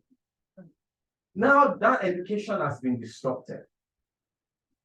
Now, the orientation they give those children when they're growing up is what we sustain them. So when you talk about succession, the first question you should ask yourself when you are thinking about the business is, how long does this business want to go for? Is it after you exit? And that's why it is important that before you exit, you make the transition. So succession is transition. So you come to an age when you say, I want to remain in this law firm for 10 years. After 10 years, I want to go do something else. So for the banking sector, CBN had to come with a regulation that if you've been MD for 10 years, you should step aside. One of the things you need to do for yourself in succession planning is self-regulate. So when I exit, I'm making that transition. What am I going to do? So I find many people and I say to them, okay, so you've been working. What are you going to do next? And I say, I really don't know. You know why I'm talking like this? When you see mother-in-laws fighting with their daughter-in-law over their son's attention and time, it's because those mother-in-laws didn't plan ahead what they will be doing when that child gets married. Succession is not about the other person. Succession is about your survival when what you're doing now, you can no longer do it. So that's why you see people who retire because they did not plan that transition, which is personal succession. You find that they suddenly realize it's time. So in retirement, they wake up and they dress up. And then the wife says, they're not going anywhere.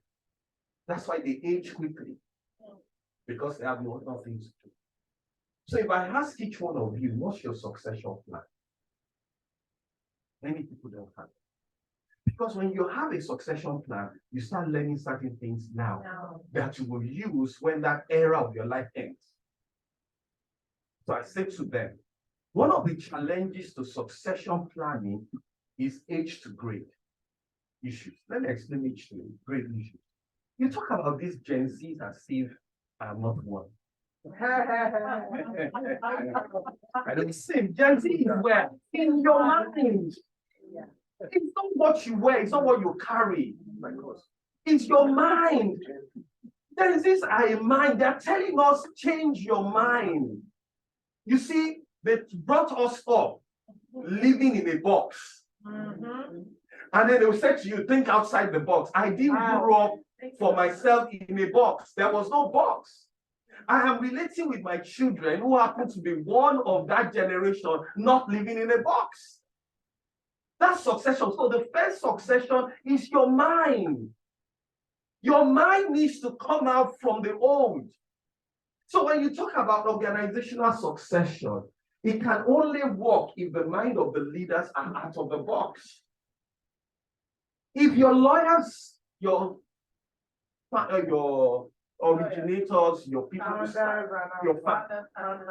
your partners, if they keep thinking, why can I share this with this? Go ask Tony Elumelu. We call him TOE. When he first came to me, when STD into UK, I said, TOE, and you're behind below you live the kind of life you live. He said, what do I mean? Can the children go to your school, your children are going? Can they go beach first class? Can they live in Ikoyi with you? Can you sit in the same club with them? Can you create your future for them to access? See, that's succession planning. If you give these people an idea of the lifestyle you are living now, they will stay. And it's not about life.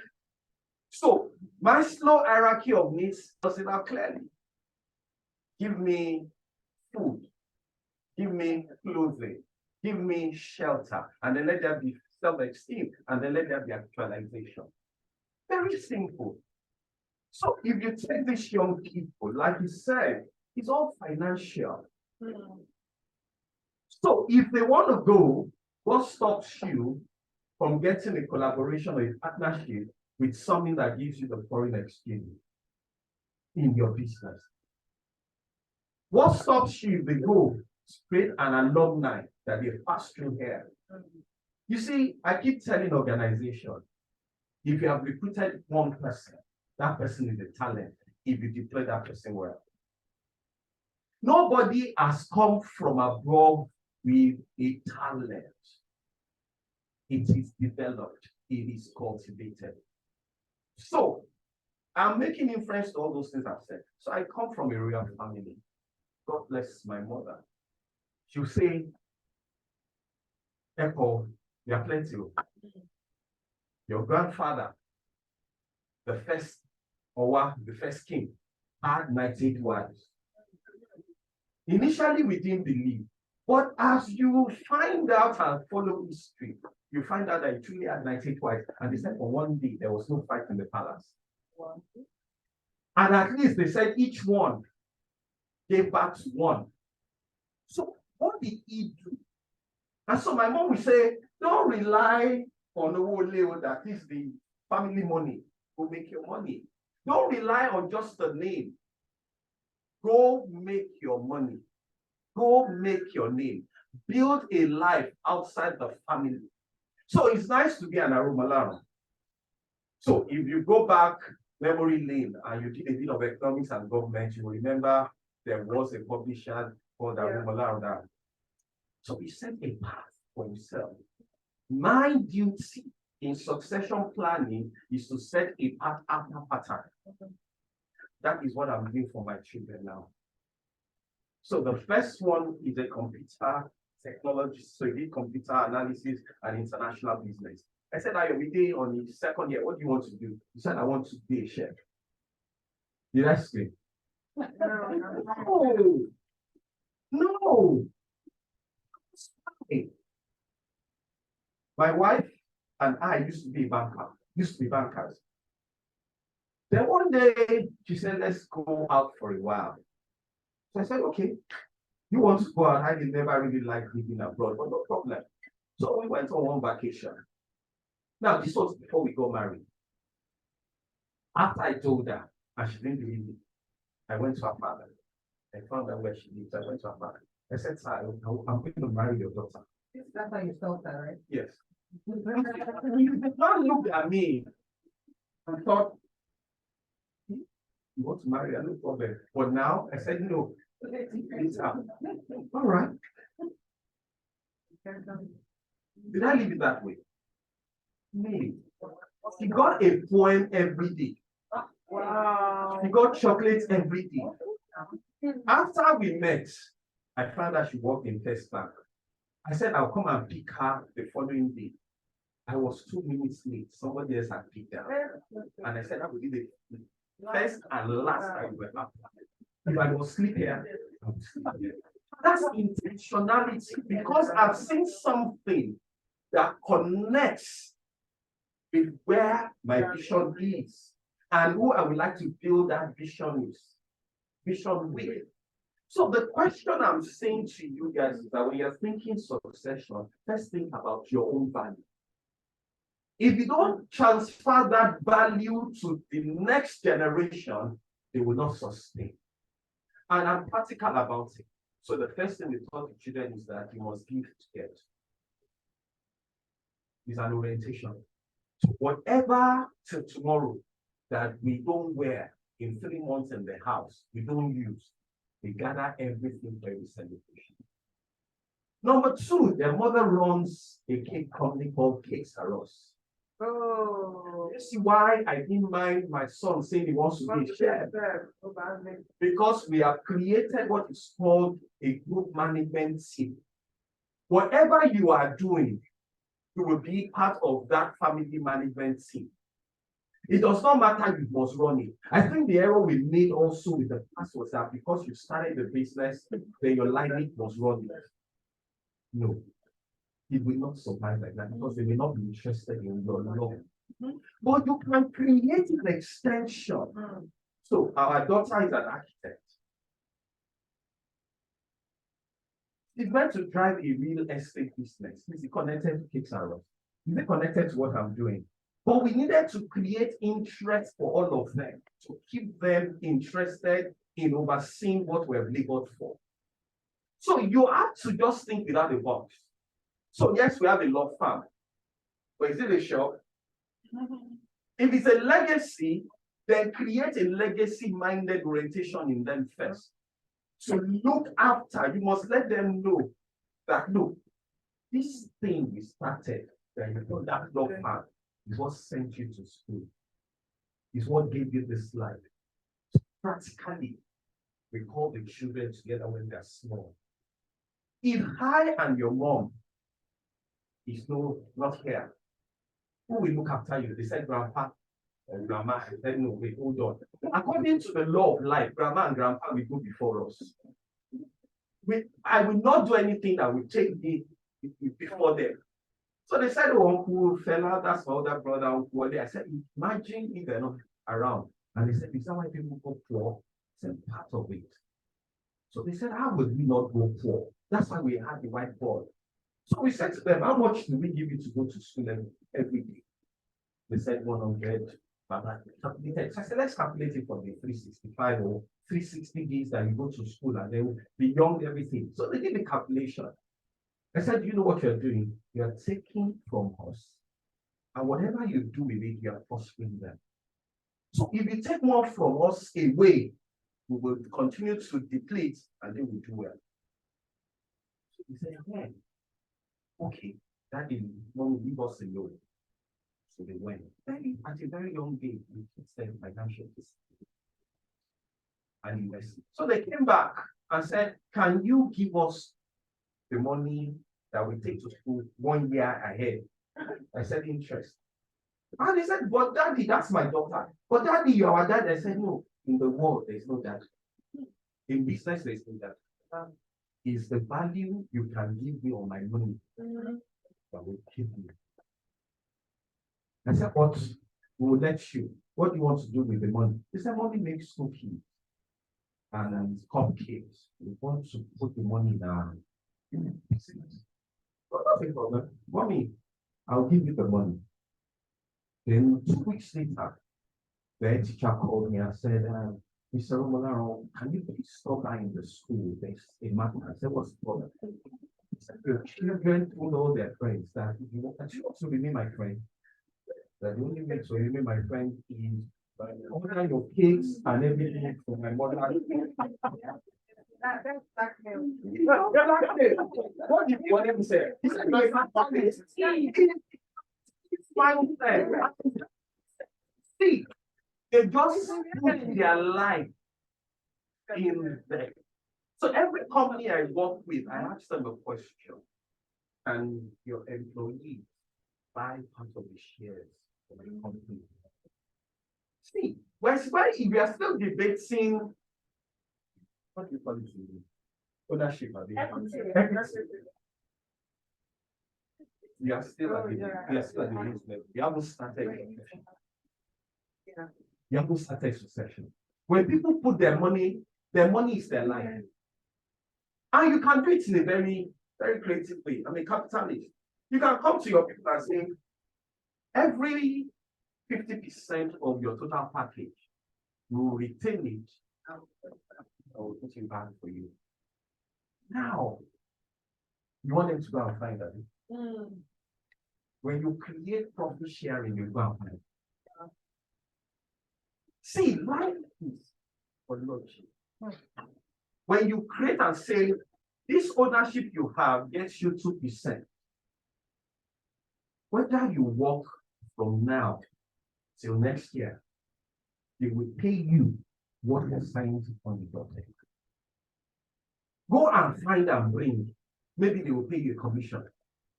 I mean, they pay you incentive. Incentive cannot be like partnership returns. So you create it.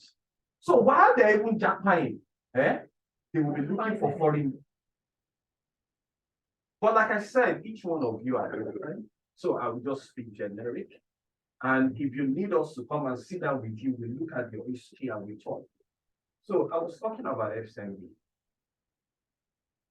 In July, I went into the branch one day and cables was everywhere. And I said, this can't be. I want to look for Baba. I said, stop. I think I want to say something about your bank. Say, how old are you? I said, I'm not too old. He said, you want to teach me banking? I said, no, I'm not teaching you banking, but I want to teach you how you can position your bank to attract the next generation. If you can't attract the next generation, then you can't survive.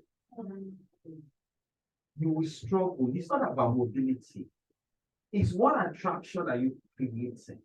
And that's why each bank, each law firm must be different from the other. Don't try to compete. See, competition is in the world. You complement one another now. That is why when our generation, and you are talking about Gen Z generation, when your generation tweets something, how many people retweet it? But when our generation retweets, it's how you know you are disconnected. So I like the idea that he's in my office also. He's one of us that is young. How can this young girl come and drive culture and brand? She's undiluted. She's uncorrupted. I can shape it. The fact that I say AA is a powerful tool. So everywhere I get to, when I got into the public sector, I said, this for me AA. They said, never, sir. Never, sir. I said, don't worry about, call me. I said, I told everybody, call me AA. They said, no, it's sir. I said, what does that sir represent? They said, respect. I said, 0. I said, you know what respect is? If Kaka today, all of us have our level of madness. If Kaka decides to use it, and I said, Kaka, enough. And Kaka says, AA. But if I say Kaka, enough, what's your own business? Who comes into this matter? Next time when I see Kaka coming, I'll go this way. And they don't just look at disrespect, that's regard. You may look at the Gen Zs, people like they say we have no regard and respect. It's because the challenge they have is that you are still thinking in the box. They want you to think a bit outside the box. So my grandson, who God favored me well, we share the same birthday. See what I told them.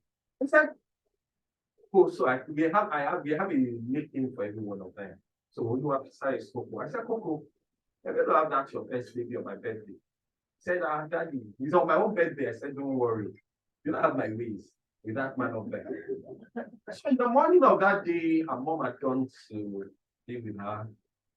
And so they called me about 10 and said, nothing is happening. I said, 24 hours in the day now. No, wait. So around 1, they called me. And she said, wearing. She just go to the hospital. And that she was still waiting. Less than 5 minutes, she had the baby crying. We did something. And it happened. I said, we better even talk.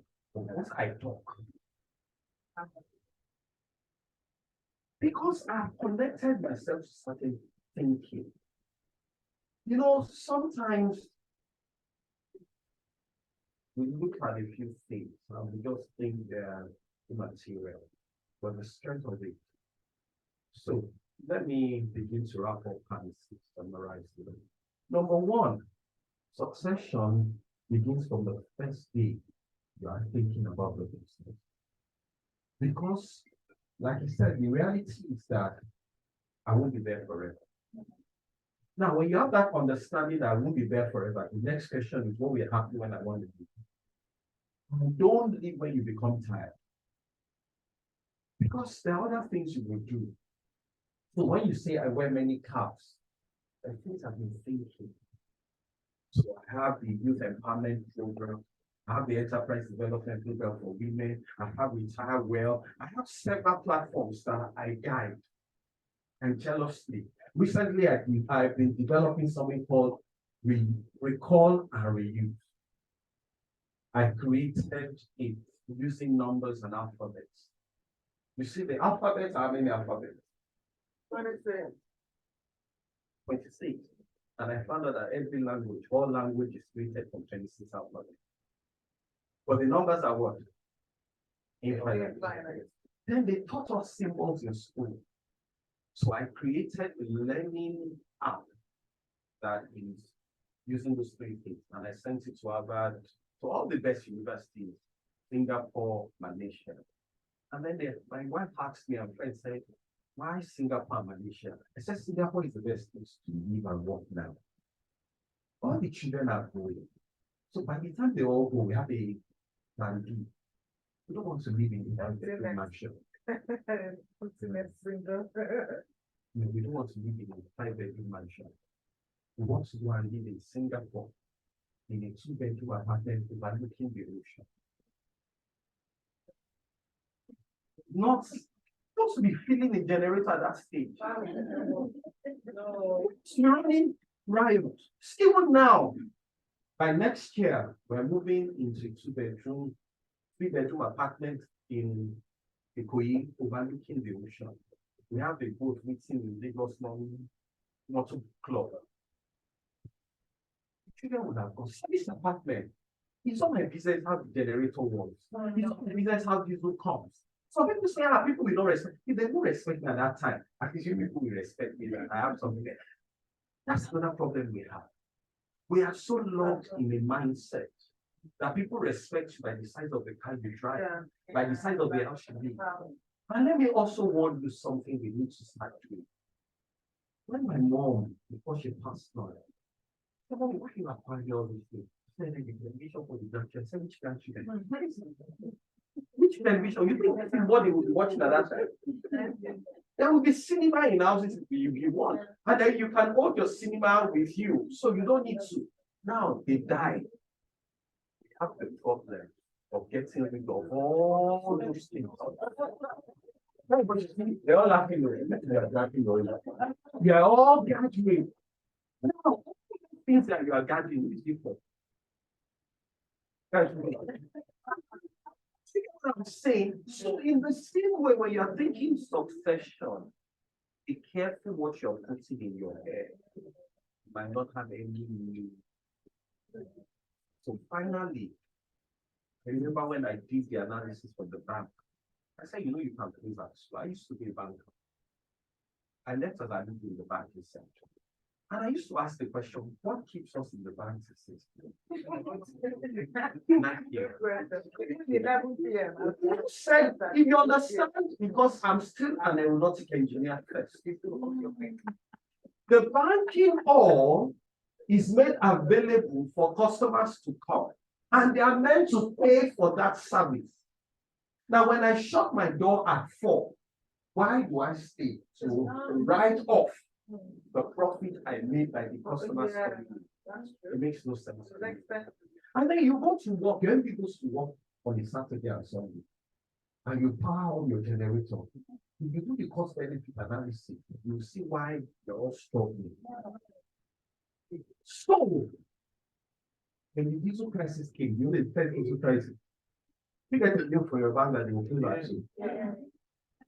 But you guys have gone back. Maybe not spending.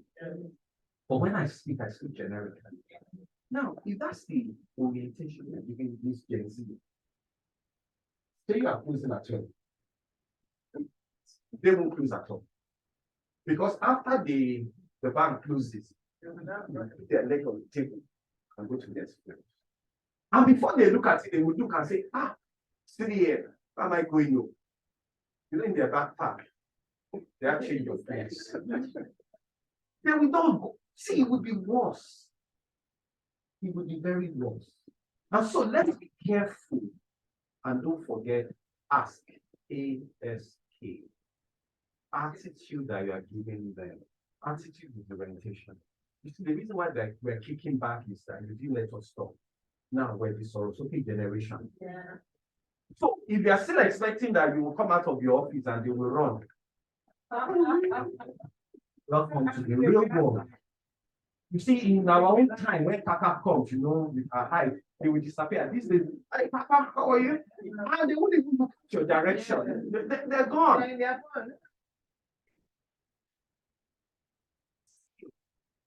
You see, they don't need to japa anymore because digitalization. I sell forex. I don't need to go to the bank. So when we brought forex trading in, I'm sure all of you have had, or when forex trading started in Nigeria, I was one of the champions. They are not doing. I program it. I don't sit down. I started, interestingly, Sterling was now. I started my banking career now. From bookshop out. I was a graduate trainee when Shamsuddin, the former national, was my reporting line. He said, I see the way you have. You will coordinate the move of now merchant bank from bookshop house to that same building now that is standing. And people looked and said, graduate trainee, how? He said, I can see he's organized. He's always on time. He's always things. So he picked up certain things. And he said everyone that used to have a culture of time will send them to me. So that was where it started. Give them skills. Skills. Forex trading, we used to raise for men then.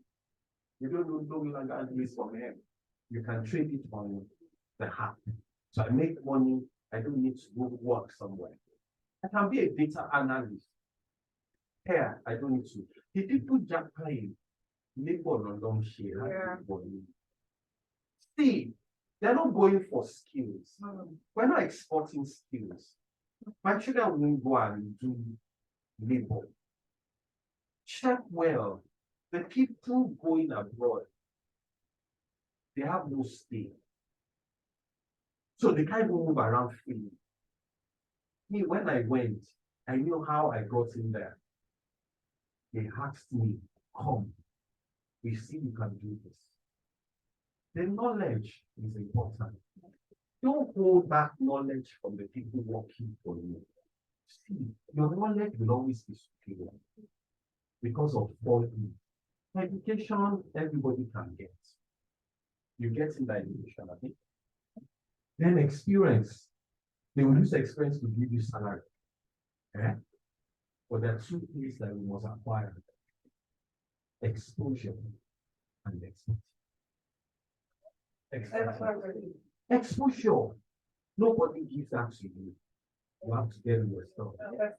And that's why exposure is so important. And that's why the younger generation are saying, I don't want to live your life. If Kaka, it has taken you 18 years to get to where you have, and you are still complaining, you see that's why HR and team leaders need to be careful. If they hear you complaining, things are tough for you, and then you want them to follow you, how will they follow you?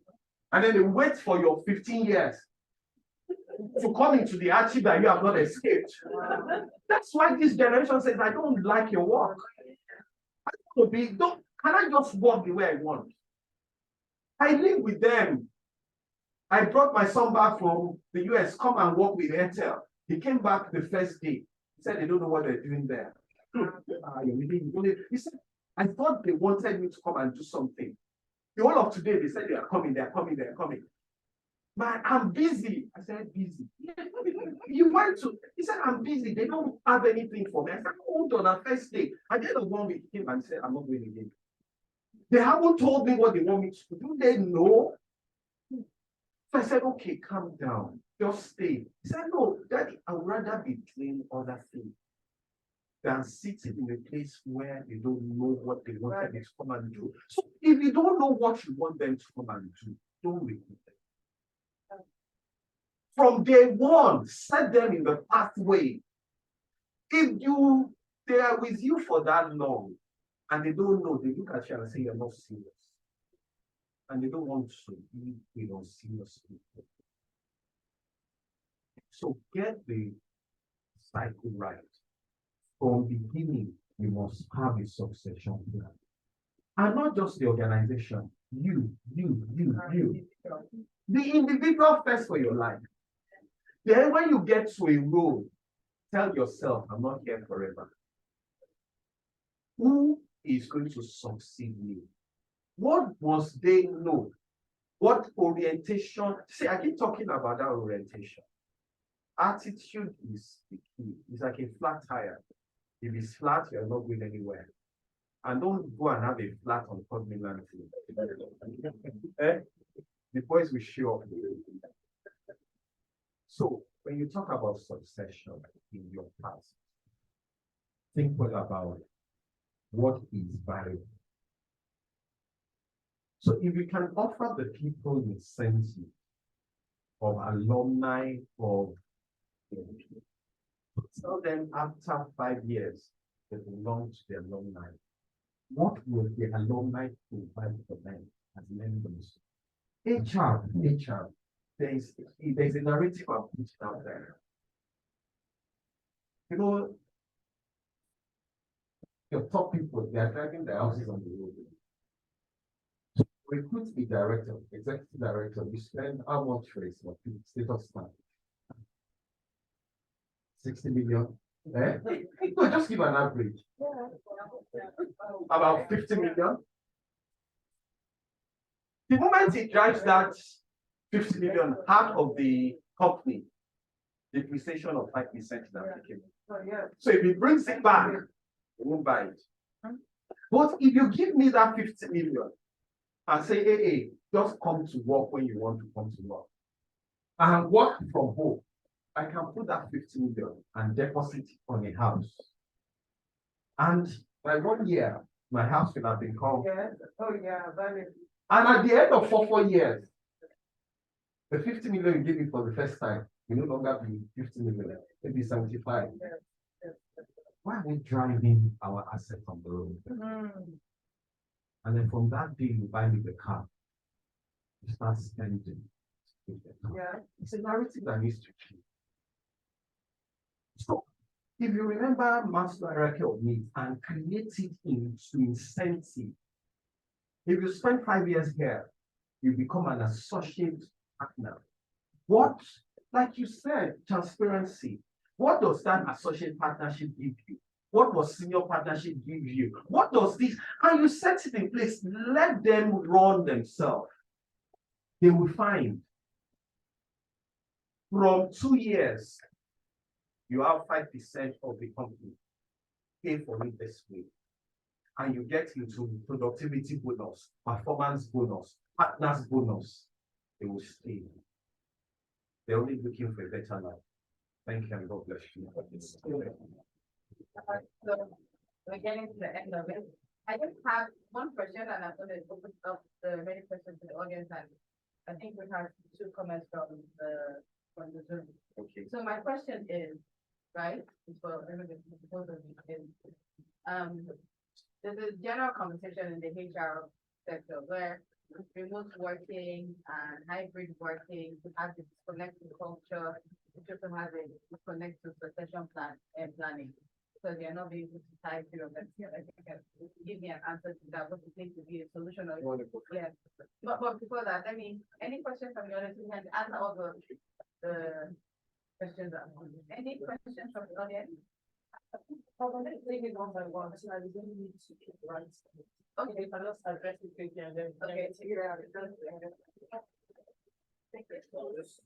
Wait in a minute. My thought is jobs exist because of an organization, right? So you need to categorize jobs as different. And what is that job? What problem is it solving? Without looking into how the work should be done. Knowing how the work should be done is not negotiable. So whether it's fully remote, hybrid, or on-site. So we find our roles as to these jobs can be done fully remote. Okay. So that doesn't stop any. Repeat the question again. The question is, there's a disconnect.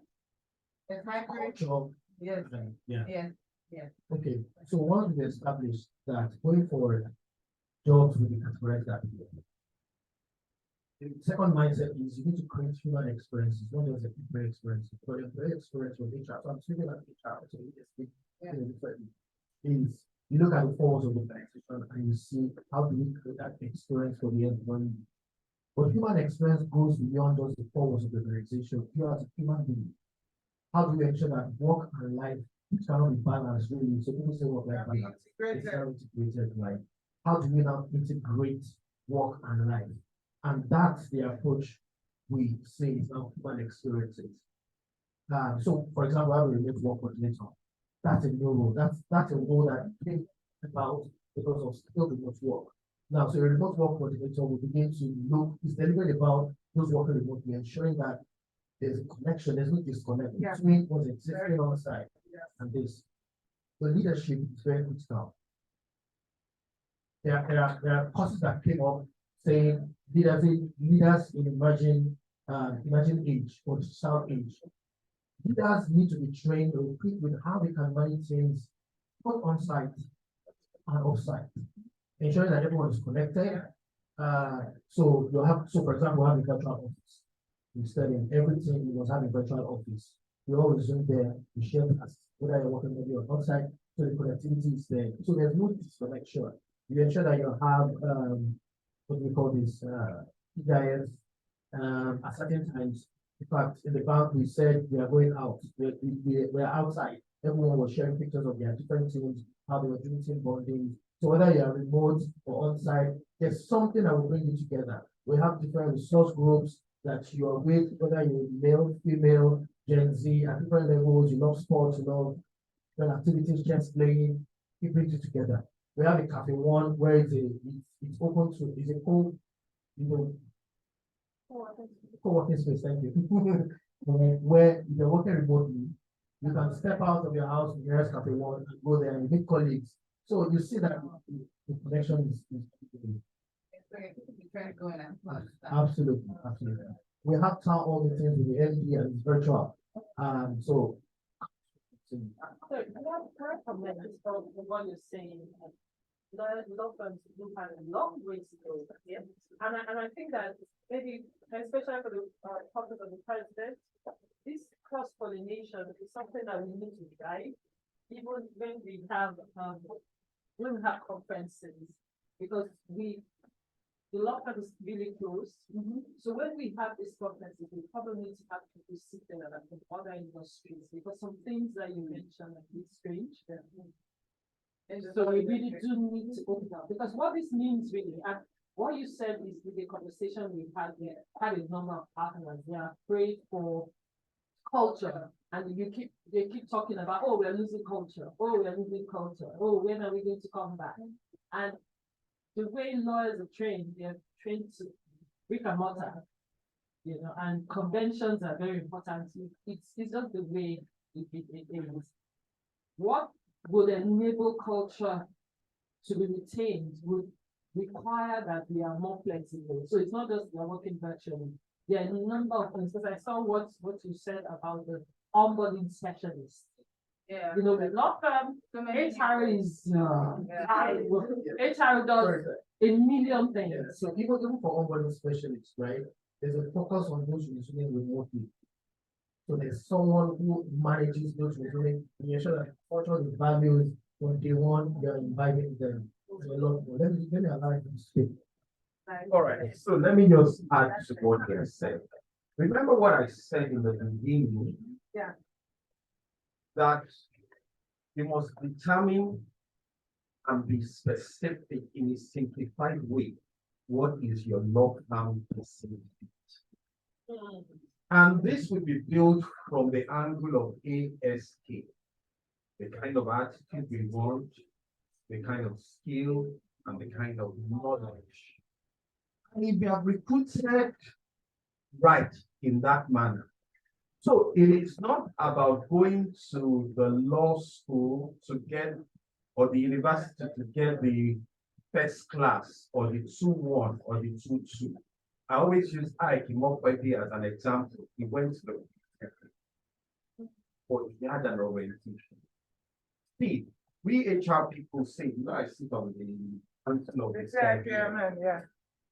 It said that if you had 2 people, one with the greatest qualification and the bad attitude, and one with the great attitude, lesser qualification, I will always take the one with the attitude. You see, the skills required can be tailored to roles at different times. And so, when you have people with a certain mindset of behavior, law is about a certain way of doing things. So I have worked with the vice president for a while. He's a son. I understand the way he thinks. Very cerebral, very intense, very deep person. So he looks for people like that, who when he says, do this for me, he's not coming back to check you, have you done it? He's asking, what's your recommendation? He's going to the end immediately. In the same way, if you bring people like that, your ask is your culture there. Your attitude, your skills bank, your knowledge bank becomes the totality of your culture. And that is what will be the responsibility of everybody at every level. So the issue of culture is eroding is because we're leaving it for other people to integrate culture in the people. There's a general value disconnect, not just here, all over the world. And we should still be grateful that it's not as bad as it is there. We haven't had any record of any of our employees coming to work and bring an AK-47. So where an AK-47 is readily available in academy in the US, that I can purchase it off the shelf, of course I can use it. So our value orientation is not as bad as we think, because there's certain things. But what we need to separate is what we were told. You see, in the workplace now, you can't tell the so-called Gen Z, don't look me in the eye when you're talking to me. That was how we were brought up. When an elder is talking to you, don't look them in the eye. That won't work. Don't speak up when, no, you don't want a dunce in the workplace. Now, there are some people who come into a workplace who have grown up in families like that. When you search deeper, you realize that it's not that they don't know the answer, but they are timid to talk. So what you want to do as a team lead is to help them with their timidity. And that's why now, every team lead, you must coach. you must mentor. In fact, now you must be a matron. The next level is that you must be a mother. You must mother those children at work. So that's where you have all those people now. What they are doing is mothering them in alignment with what is our culture. So they come with the drugs. That's fine. Is the drugs affecting their brain? No. Not really. But it's not in line with your culture. Gradually, you walk through. Yeah. They come with the rape genes. You will have to intelligently speak to them about organizational decency. But then we're remote working. But don't let what happened with the induction recently. There's a particular club that they do induction online, but you must be dressed in a metropolitan manner. And so this gentleman was away and he was dressed so tight and everything. And they now said he should rise up because of his boxers. So you need to understand and dictate what you want to see. And allow Friday, red jeans. Allow red, red, yellow, green on Friday. Then just feel a sense of there. So there is no panic about culture. It's all. So because of time, just one online from the earlier year. Oh, wow. So, someone would like to know, how do you deal with integrating culture in a flexible work environment? I think that what we got. Someone wants to speak directly. Yeah, thank you very much. I hope you can hear me. This is Abela Yayi. Sorry, I heard you talk about giving shares to Mr. Aromolaran, the last speaker. I heard you talking about giving shares to lawyers 2 years. I just wanted to be sure I heard that. And these shares, are they what happens when they leave? And also in your experience or in your evaluation, has it helped to retain these associates? Thank All right. you. Very much. I think that's a good clarification you're seeking. Now, remember what I said, that when you offer the share, the next level is that you bring an alumni. You see, the alumni will always be a counselor, will always be a consultant. You can use them to get advice. So create what will be the benefit of being an alumni. An alumni is if we have, you see, your alumni is like what the nation of America calls reserves. They are still your people, so they never leave you. So create the alumni, they never leave. Get a way you create contribution. So seek advice, right?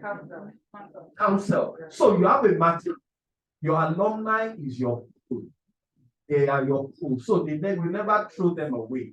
That's one way you hold on to them. And part of the benefit you should give them is right of first refusal. That means if they come back later years and say, we want to come back, accommodate them, take them in. Life is too short. You never can tell. Maybe they will give the one they're looking for at some point. So keep a monitor to their progress. Let them report their progress. Once in a while, have an alumni day. When you bring them all back into your organization, talk about where you were when they left and where you are now. Keep them like children in other places. That's what I mean by when I said they never leave. In the practicality of it, I mean, when you talk about shares, for example, there was a time 4 years ago, we said all Sterling employees, we all share with them, so we all have shares in Sterling. And in fact, our exit test is not exit test, we call it one and online. Just to give that sense that one and online. So Sterling, one customer bank, so everything will be always like one way. Yeah, so it gives that sense of even when you leave, you are still part of the family. For the equipment, you have family, different opportunities. Even now that we're expanding to the whole country, there are certain roles that we feel, oh, we're experienced people can still fit in out of the time. We give them those opportunities. I think when you sell the future of an organization to talent, And balancing what Wolemi said, 10 years is now 2 years. That inspiration will keep the person 2 years, and that's how you build succession. Right? If I say buy my shares, I know you can see the blueprint of a compelling future. It at least 2 years. Yes. Yeah, very good. Thank you so much. Thank you, Dipo, and thank you, AA. Really appreciate you coming and spending time with us this morning. Thank you so much. Thank you. Thank you so much. Before the go, there is that Yes. I know you. Thank you. Thank you so much, Mr. Aromolaran. So much to. We can't call him Hey, hey, oh.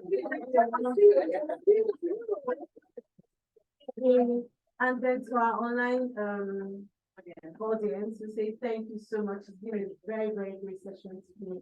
I just wish that we can go on and on, but I know that our weekends are really being packed and we all need to just go to several things. So we hope that next time when we keep nothing will come, you would oblige us and then we cross again. So thank you, everyone. Thank you. Thank you.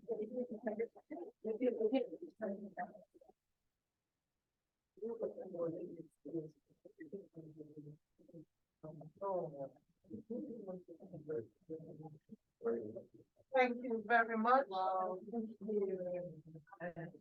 Thank you.